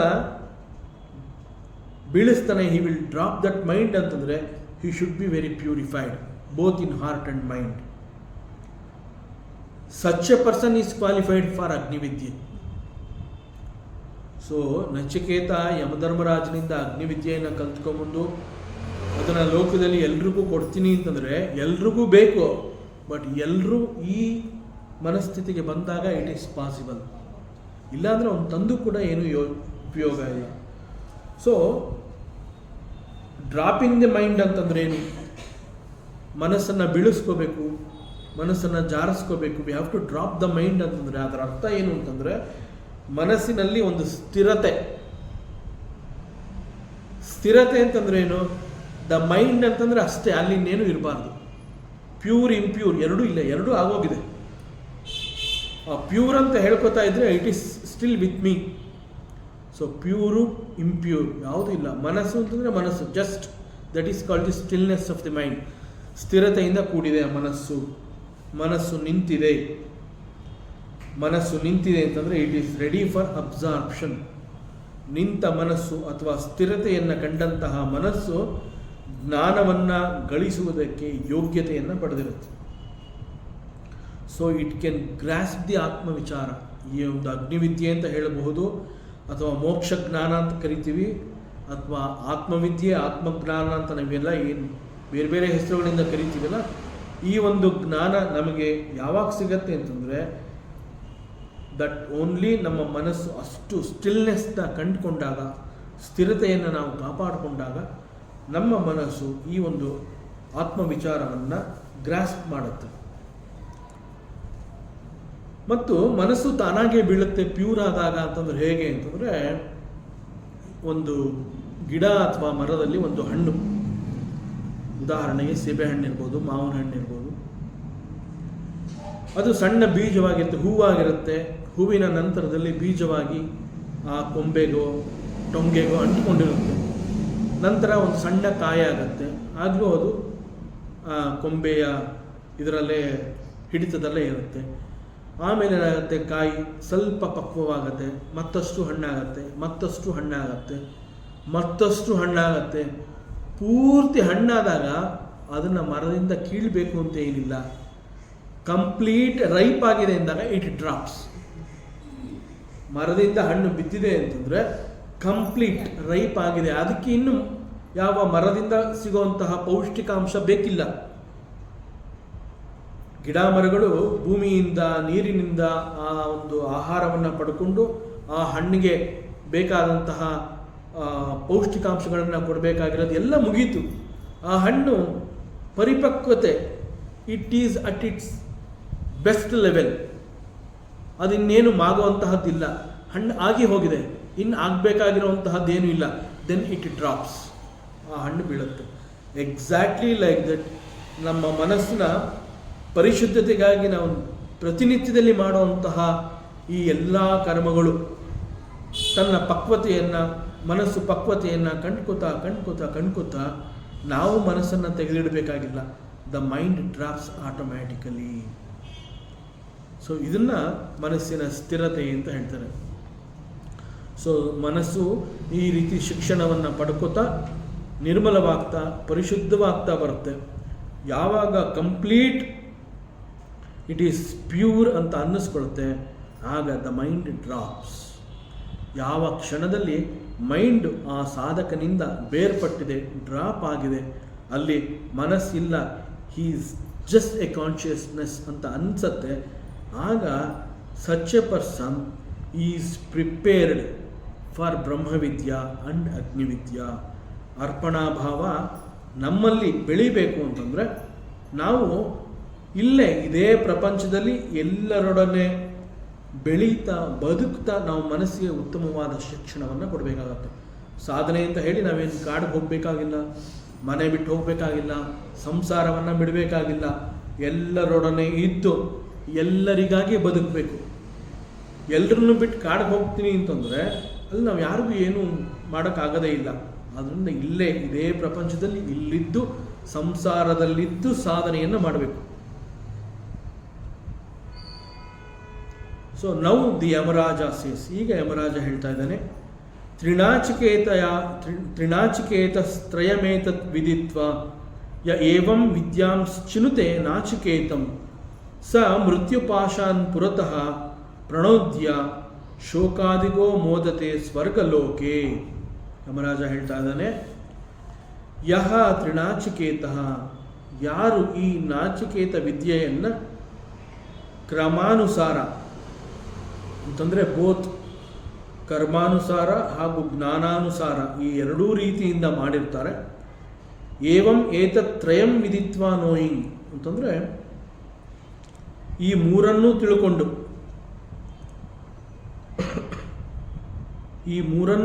ಮೂರು ಅಂತಂದರೆ ಯಾವುದು? ತಾಯಿಯಿಂದ ಸಂಸ್ಕಾರ, ತಂದೆಯಿಂದ ಸಂಸ್ಕಾರ, ಗುರುವಿನಿಂದ ಸಂಸ್ಕಾರ, ಆಚಾರ್ಯನಿಂದ ಸಂಸ್ಕಾರ, ಅದು ಒಂದಾಯಿತು. ಆ ರೀತಿ ಆಚಾರ್ಯ ಶಂಕರರು 3 ರೀತಿಯ ತ್ರಿನಾಚಿಕೇತ ಅಂತ ಹೇಳಿದ್ದಾರೆ. ಆ ಎಲ್ಲ ರೀತಿಯಿಂದ ಯಾರ್ಯಾರಿಂದ ಸಂಸ್ಕಾರಗಳನ್ನು ಪಡ್ಕೊಂಡು ಆ ಯೋಗ್ಯತೆಯನ್ನು ಗಳಿಸ್ಕೊಂಡಿರ್ತಾನೆ, ಆ ರೀತಿಯಲ್ಲಿ ಎಲ್ಲವನ್ನ ತಿಳ್ಕೊಂಡು ಅಗ್ನಿವಿದ್ಯೆಯ ಆಚರಣೆಯ ಪ್ರಕಾರ ಇದೊಂದು ರೀತಿಯ ಯಜ್ಞ. ಈ ಯಜ್ಞದಲ್ಲಿ ಆಚಾರ್ಯರು ಭಾಷ್ಯ ಬರೆಯೋದಕ್ಕೆ ಮುಂಚೆಯಲ್ಲಿ ಶ್ಲೋಕದಲ್ಲಿ ಏನು ತಿಳಿಸಿತು ಅಂತಂದರೆ, ನಚಿಕೇತನಿಗೆ ಯಮಧರ್ಮರಾಜ ಅಗ್ನಿವಿದ್ಯೆಯ ಆಚರಣೆ, ಅದೊಂದು ಯಜ್ಞದ ಆಚರಣೆ, ಆ ಯಜ್ಞವನ್ನು ಮಾಡಬೇಕಾದ್ರೆ ಆ ಯಜ್ಞದ ಕುಂಡ, ಆ ಯಜ್ಞಕುಂಡ ಕೂಡ ಹೇಗೆ ನಿರ್ಮಾಣ ಮಾಡಬೇಕು ಅನ್ನುವಂತಹ ಸೂಕ್ಷ್ಮಗಳನ್ನು ಕೂಡ ನಚಿಕೇತನಿಗೆ ಅವನಿಗೆ ತಿಳಿಸಿದಾನೆ ಅನ್ನೋದು ಹಿಂದೆ ನೋಡಿದ್ವಿ. ಬಹುಶಃ ಅವನೇನು ತಿಳಿಸಿದಾನೆ ಅಂತಂದರೆ, ಈ ಯಜ್ಞದಲ್ಲಿ ಅಗ್ನಿಕುಂಡಕ್ಕಾಗಿ ಒಟ್ಟು ಎಷ್ಟು ಇಟ್ಟಿಗೆಗಳು ಬೇಕು, ಆ ಇಟ್ಟಿಗೆಗಳನ್ನು ಹೇಗೆ ಜೋಡಿಸಬೇಕು ಮತ್ತು ಅವೆಲ್ಲ ಯಾವ ರೀತಿಯ ಇಟ್ಟಿಗೆ, ಹೀಗೆ ಈ 3 ವಿಧಾನಗಳನ್ನು ಇವೆಲ್ಲವನ್ನು ವಿದ್ಯಾನ್ ಚೆನ್ನಾಗಿ ತಿಳ್ಕೊಂಡು ನಾಚಿಕೇತಂ ಚಿನುತೆ, ನಾಚಿಕೇತಾಗ್ನಿ ವಿದ್ಯೆಯನ್ನು ಚಿನುತೆ ಅಂತಂದರೆ ಚಯನ ಅಂತಂದರೆ ನಮ್ಮದಾಗಿಸ್ಕೊಳ್ಳುವಂತಹದ್ದು, ಅಂತಹವನು ಪುರತಃ ಅಂತಂದರೆ ಬದುಕಿರುವಾಗಲೇ ಇನ್ನೂ ಕೂಡ ಈ ಒಂದು ಸ್ಥೂಲ ಶರೀರ ನಮ್ಮ ಹತ್ರ ಇದೆ. ಸಾವು ಅನ್ನುವಂತಹದ್ದು ಮರಣ ಸಂಭವಿಸುವುದು ಶರೀರಕ್ಕೆ. ಸೊ ನಾವಿನ್ನೂ ಸ್ಥೂಲ ಶರೀರದೊಂದಿಗೆ ಇದ್ದಾಗ, ಬಿಫೋರ್ ಡ್ರಾಪಿಂಗ್ ದಿ ಬಾಡಿ ಅಂತಂದರೆ ಮರಣ ಸಂಭವಿಸುವುದಕ್ಕಿಂತ ಮುಂಚೆ ಇನ್ನೂ ಈ ಭೂಮಿಯಲ್ಲಿ ಬದುಕಿರುವಾಗಲೇ ಮೃತ್ಯುಪಾಶಾನ್ ಪ್ರಣೋದ್ಯ, ಮೃತ್ಯುಪಾಶಗಳನ್ನು ನಾಶ ಮಾಡ್ಕೋತಾನೆ. ಯಾವ ವ್ಯಕ್ತಿ ಈ ಅಗ್ನಿವಿದ್ಯೆಯನ್ನು ಬೋತ್ ಕರ್ಮಾನುಸಾರ ಮತ್ತು ಜ್ಞಾನಾನುಸಾರ ಮಾಡಿ ಆ ಯಜ್ಞದ ಕರ್ಮದ ಆಚರಣೆಯನ್ನು ಕೂಡ ಅಂತಂದರೆ ಆ ಯಜ್ಞವನ್ನು ಹೇಗೆ ಮಾಡಬೇಕು, ಯಜ್ಞಕುಂಡವನ್ನು ಹೇಗೆ ತಯಾರು ಮಾಡಬೇಕು ಅದರಂತೆಯೇ ಅವನು ಮಾಡಿಕೊಂಡಾಗ ಬದುಕಿರುವಾಗಲೇ ಅವನು ಮೃತ್ಯುಪಾಶವನ್ನು ನಾಶ ಮಾಡ್ಕೋತಾನೆ. ಮತ್ತು ಶೋಕಾದಿಗಹ, ಶೋಕರಹಿತನಾಗಿ ಸ್ವರ್ಗಲೋಕೆ ಮೋದತೆ, ಹಿ ಎಂಜಾಯ್ಸ್ ದಿ ಸ್ವರ್ಗಲೋಕ, ಹಿ ಗೋಸ್ ಟು ದಿ ಸ್ವರ್ಗಲೋಕ, ಸ್ವರ್ಗಲೋಕದಲ್ಲಿ ಹೋಗಿ ಅವನು ಆ ಸಂತೋಷವನ್ನು ಸುಖವನ್ನು ಅನುಭವಿಸ್ತಾನೆ. ಇದು ಯಮರಾಜ ಹೇಳ್ತಾ ಇದ್ದಾನೆ. ಈ ರೀತಿ ಅಂತಹ ಈ ಅಗ್ನಿವಿದ್ಯೆಯನ್ನು ಮಾಡಿದವನು ಬದುಕಿರುವಾಗಲೇ ಈ ಸ್ವರ್ಗವನ್ನು ಪ್ರವೇಶಿಸಿ ಸ್ವರ್ಗ ಸುಖದ ಅಷ್ಟು ಸುಖವನ್ನು ಅವನು ಅನುಭವಿಸ್ತಾನೆ ಅಂತ ಈ ಶ್ಲೋಕದಲ್ಲಿ ಯಮಧರ್ಮರಾಜ ಹೇಳ್ತಾ ಇದ್ದಾನೆ. ಬಟ್ ಇದೇ ವಿಚಾರವನ್ನು ನಚಿಕೇತ ಇದೇ ಉಪನಿಷತ್ನ 12ನೇ ಶ್ಲೋಕದಲ್ಲಿ ಕೂಡ ಹೇಳಿದ್ದಾನೆ. ಆದರೆ ನಚಿಕೇತ ಹೇಳಬೇಕಾದ್ರೆ ಅವನೇನು ಹೇಳ್ತಾನೆ, ಹೇ ಯಮಧರ್ಮರಾಜ, ನನಗೆ ಸ್ವರ್ಗಲೋಕದ ಬಗ್ಗೆ ವಿಚಾರ ಗೊತ್ತಿಲ್ಲ, ಆದರೆ ಸ್ವರ್ಗಲೋಕದ ಬಗ್ಗೆ ಬಲ್ಲವರಿಂದ ನಾನು ತಿಳ್ಕೊಂಡಿದ್ದೆ. ಇವರು ಯಾರೋ ಹೇಳಿದ್ರು, ಅದರಿಂದ ನಾನು ಜ್ಞಾನವನ್ನು ಸಂಪಾದನೆ ಮಾಡಿದ್ದೆ. ಸ್ವರ್ಗಲೋಕ ಅಂದರೆ ಹೀಗಿದೆ ಹಾಗಿದೆ, ಅಲ್ಲಿ ದೇವತೆಗಳಿರ್ತಾರೆ, ಸ್ವರ್ಗವಾಸಿಗಳಿರ್ತಾರೆ, ಅಲ್ಲಿ ಹಸಿವು ಬಾಯಾರಿಕೆ ಇಲ್ಲ, ವೃದ್ಧಾಪ್ಯ ಇಲ್ಲ, ರೋಗ ರುಜಿನ ಇಲ್ಲ, ಮುಖ್ಯವಾಗಿ ಅಲ್ಲಿ ಮರಣ ಇರೋದಿಲ್ಲ. ಅಲ್ಲಿ ಯಾಕೆ ಮರಣ ಇರೋದಿಲ್ಲ ಅಂತಂದರೆ, ಯಮಧರ್ಮರಾಜ ಅಲ್ಲಿ ನೀನು ಬರೋದಕ್ಕೆ ಸಾಧ್ಯವೇ ಇಲ್ಲ, ಆದ್ದರಿಂದ ಮರಣವಿಲ್ಲ. ಹೀಗೆ ಇಂತಹ ವಿಚಾರಗಳು ನನಗೆ ಗೊತ್ತಿರಲಿಲ್ಲ, ಆದರೆ ನಾನು ಬಲ್ಲವರಿಂದ ತಿಳ್ಕೊಂಡಿದ್ದೆ ಅಂತ ನಚಿಕೇತನೇ ಯಮಧರ್ಮರಾಜನಿಗೆ ಹೇಳಿರ್ತಾನೆ. ಈಗ ನಚಿಕೇತ ಏನು ಹೇಳ್ದ ಅದೇ ವಿಚಾರವನ್ನು ಈಗ ಯಮಧರ್ಮರಾಜ ಹೇಳ್ತಾ ಇದ್ದಾನೆ. ಯಾರು ಈ ನಾಚಿಕೇತ ಅಗ್ನಿಯನ್ನು ಕರ್ಮಾನುಸಾರ ಜ್ಞಾನಾನುಸಾರ ಯಶಸ್ವಿಯಾಗಿ ಮಾಡಿರ್ತಾನೆ, ಅಂತಹವನು ಬದುಕಿರುವಾಗಲೇ ಈ ಒಂದು ಸ್ವರ್ಗ ಸುಖವನ್ನು ಅನುಭವಿಸ್ತಾನೆ. So Yamaraja is repeating the same words. So ಯಾರು ಈ ನಚಿಕೇತ ಅಗ್ನಿವಿದ್ಯೆಯನ್ನು ಸರಿಯಾಗಿ ತಿಳ್ಕೊಂಡು ಅದರಂತೆ ಮಾಡ್ತಾನೋ, such a person he purifies his mind. ಅವನು ತನ್ನ ಮನಸ್ಸನ್ನು ಶುದ್ಧವಾಗಿ ಇಟ್ಕೊಂಡಿರ್ತಾನೆ. ಮನಸ್ಸು ಶುದ್ಧವಾಗಿ ಇಟ್ಕೊಳ್ಳೋದು ಅಂತಂದರೆ he expands his identification with the world. ತನ್ನನ್ನು ತಾನು ಇಡೀ ವಿಶ್ವದೊಂದಿಗೆ ಗುರುತಿಸ್ಕೊಳ್ಳುವಂತಹದ್ದು. ಮನಸ್ಸು ನಿರ್ಮಲವಾಗಬೇಕು ಅಂತಂದರೆ ಅದಕ್ಕೆ ಇರೋಂತಹ ಏಕೈಕ ಮಾರ್ಗ he has to expand his mind and heart. ಅಂತಂದರೆ ನಮ್ಮಲ್ಲಿ ನಾವು ಏನೋ ಒಂದು ಒಳಿತನ್ನು ನಾವು ನೋಡಬೇಕು. ನನಗೆ ಒಂದು ಒಳಿತು ಆಗ್ತಾ ಇದೆ ಅನ್ನುವಂತಹ ಅನುಭವ ನನಗಾಗಬೇಕು ಅಂತಂದರೆ ನಾನು ನನ್ನನ್ನು ಇಡೀ ವಿಶ್ವದೊಂದಿಗೆ ಎಲ್ಲರೂ ನಮ್ಮವರೇ ಅಂತಂದರೆ ಯಾರಲ್ಲೂ ಒಂದು ದ್ವೇಷ ಇಲ್ಲ, ಮನಸ್ತಾಪ ಇಲ್ಲ, ಜಗಳ ಇಲ್ಲ. ಎಲ್ಲರೊಂದಿಗೆ ಯಾರ್ಯಾರು ಹೇಗಿರ್ತಾರೆ ಅವರನ್ನು ಹಾಗೆ ಸ್ವೀಕರಿಸಿ ಅವ್ರ ಜೊತೆ ಬದುಕು ಮಾಡೋವಂತಹದ್ದು. ಅಂತಹ ಬದುಕು ಮಾಡೋವಂತಹ ಒಂದು ಮನಸ್ಸು ಬಹಳ ಪ್ಯೂರ್ ಆಗಿರೋದ್ರಿಂದ ಅವನಿಗೆ ಯಾವ ರೀತಿಯ ಕೊರತೆ ಎನ್ನುವಂತಹದ್ದು ಕೂಡ ಉಂಟಾಗೋದಿಲ್ಲ. ಅಂತಹವನು ಮೃತ್ಯುಪಾಶಾನ್ ಪುರತಃ ಪ್ರಣೋದ್ಯ. ತನ್ನ ಮರಣವನ್ನು ಅವನು ಸಂಪಾದಿಸುವುದಕ್ಕಿಂತ ಮುಂಚೆನೇ ಅಂತಂದರೆ ಇನ್ನೂ ಬದುಕಿರುವಾಗಲೇ ಹಿ ವಿಲ್ ಡೆಸ್ಟ್ರಾಯ್ ದಿ ಮೃತ್ಯುಪಾಶಾಸ್. ಮೃತ್ಯುಪಾಶಗಳನ್ನು ನಾಶ ಮಾಡ್ಕೊತಾನೆ. ಮೃತ್ಯುಪಾಶ ಅಂತಂದ್ರೆ ಏನು? ಚೈನ್ ಆಫ್ ಡೆತ್ ಅಂತ ಹೇಳ್ತಾನೆ. ಅಂತಂದರೆ ಸಾಮಾನ್ಯವಾಗಿ ನಾವೆಲ್ಲ ಕಥೆಗಳಲ್ಲಿ ಓದಿ ತಿಳ್ಕೊಂಡಿರೋ ಏನು ಅಂತಂದರೆ ಯಮಧರ್ಮರಾಜ ಬರ್ತಾನೆ, ಒಂದು ಪಾಶ ತಂದಿರ್ತಾನೆ, ಅದನ್ನು ಹಿಂಗೆ ಎಸಿತಾನೆ, ಅದು ನಮ್ಮ ಕುತ್ತಿಗೆಗೆ ಬೀಳುತ್ತೆ, ಆ ಪಾಶನ ಎಳೆದು ನಮ್ಮ ಪ್ರಾಣವನ್ನು ಹೀರಿ ನಮ್ಮನ್ನ ಕರ್ಕೊಂಡು ಹೊರಟೋಗ್ತಾನೆ. ದಟ್ ಈಸ್ ಸಾವು. ಸೊ ಇಲ್ಲಿ ಮೃತ್ಯುಪಾಶ ಅಂತಂದರೆ ಯಾವುದೆಲ್ಲ ನೆಗೆಟಿವಿಟೀಸ್ ನಮ್ಮಲ್ಲಿ ಇರುತ್ತೆ, ನಕಾರಾತ್ಮಕ ಅಂಶಗಳನ್ನು ನಾವು ಏನೇನು ಹೊಂದಿರ್ತೀವಿ, ಅವನು ಹಾಗೆ, ಅವನು ಹೀಗೆ, ಇವನು ಕೆಟ್ಟವನು, ಇವನು ಹಿಂಗೆ, ಏನೇನೋ ಇರುತ್ತೆ ಮನಸ್ಸಿನಲ್ಲಿ. ಆ ಎಲ್ಲ ನೆಗೆಟಿವ್ ಥಿಂಕಿಂಗ್ಸ್ಗಳು ಈಸ್ ನಥಿಂಗ್ ಬಟ್ ದಿ ಯಮಧರ್ಮರಾಜನ ಮೃತ್ಯುಪಾಶ. ನಮ್ಮನ್ನು ಹಿಂಸೆ ಮಾಡೋದು ಯಾವುದು? ನಕಾರಾತ್ಮಕ ಅಂಶಗಳು. ಮನಸ್ಸು ಖುಷಿಯಾಗಿದ್ದಾಗ ನಮಗೆ ಬದುಕಬೇಕು ಅನ್ಸುತ್ತೆ, ಅಷ್ಟೇ ಹೊತ್ತು ನಾವು ಸಾಯಬೇಕು ಅಂತ ಅನ್ಸೋದಿಲ್ಲ. ನಮ್ಮ ಮನಸ್ಸಿನಲ್ಲಿ ನಕಾರಾತ್ಮಕ ಅಂಶಗಳಿದ್ದರೆ, ನೆಗೆಟಿವಿಟಿಗಳಿದ್ದರೆ ಸಾಕಪ್ಪ ಬದುಕು ಅಂತ ಅನ್ಸುತ್ತೆ. ದಟ್ ಮೀನ್ಸ್ ಮೃತ್ಯುಪಾಶ ಅಂತಂದರೆ negativity in the mind. So ಮೈಂಡಲ್ಲಿ, ಮನಸ್ಸಿನಲ್ಲಿ ನೆಗೆಟಿವಿಟಿ ಇದೆ ಅಂತಂದರೆ ಮೈಂಡ್ ಪ್ಯೂರ್ ಆಗಿಲ್ಲ, ಅಲ್ಲಿಗೆ ಏನೇನೋ ನಾವು ತುಂಬ್ಕೋತಾ ಇದ್ದೀವಿ ಅಂತ ಅರ್ಥ. ಸೊ ಆ ರೀತಿ ಏನೇನೋ ತುಂಬ್ಕೋತಾ ಇದ್ದರೆ ವೇರ್ ಇಸ್ ಸ್ವರ್ಗ. ಸೊ ಯಾರು ಈ ಅಗ್ನಿವಿದ್ಯೆಯನ್ನು ಕರ್ಮಾನುಸಾರ, ಜ್ಞಾನಾನುಸಾರ ಯಶಸ್ವಿಯಾಗಿ ಮಾಡಿರ್ತಾನೆ ಅಂತಹವನು ಬದುಕಿರುವಾಗಲೇ ಮೃತ್ಯುಪಾಶಗಳನ್ನು ಡೆಸ್ಟ್ರಾಯ್ ಮಾಡಿಕೊಂಡಿರ್ತಾನೆ. ಸೊ ಅವನಿಗೆ ಮರಣ ಅನ್ನುವಂತಹದ್ದೇ ಇಲ್ಲ. ಯಾವುದೋ ಒಂದು ಟೈಮಲ್ಲಿ ಮೇ ಬಿ ದೇಹ drops, but he is eternal. ಅವನು ಇದ್ದೇ ಇರ್ತಾನೆ. ಮತ್ತಷ್ಟು ವಿಚಾರಗಳಿದೆ, ಮುಂದಿನ ಅವಕಾಶದಲ್ಲಿ ಮತ್ತೆ ಮುಂದುವರಿಸೋಣ. ಓಂ ಪೂರ್ಣಮದಃ ಪೂರ್ಣಮಿದಂ ಪೂರ್ಣಾತ್ ಪೂರ್ಣಮುದಚ್ಯತೆ ಪೂರ್ಣಸ್ಯ ಪೂರ್ಣಮಾದಾಯ ಪೂರ್ಣಮೇವಾವಶಿಷ್ಯತೆ. ಓಂ ಶಾಂತಿ ಶಾಂತಿ ಶಾಂತಿ. ಹರಿ ಓಂ ಶ್ರೀ ಗುರುಭ್ಯೋ ನಮಃ. ಹರಿ ಓಂ. ಈ ದಿನದ ಪ್ರವಚನ ಸೇವೆಯನ್ನು ಸದ್ಗುರು ಶ್ರೀ ಚಿಕ್ಕಲಿಂಗಣ್ಣರವರ ಪಾದಚರಣೆಗಳಿಗೆ ಅತ್ಯಂತ ಭಕ್ತಿಯಿಂದ ಶ್ರದ್ಧೆಯಿಂದ ಅರ್ಪಿಸೋಣ. ಶ್ರೀ ಕೃಷ್ಣಾರ್ಪಣಮಸ್ತು.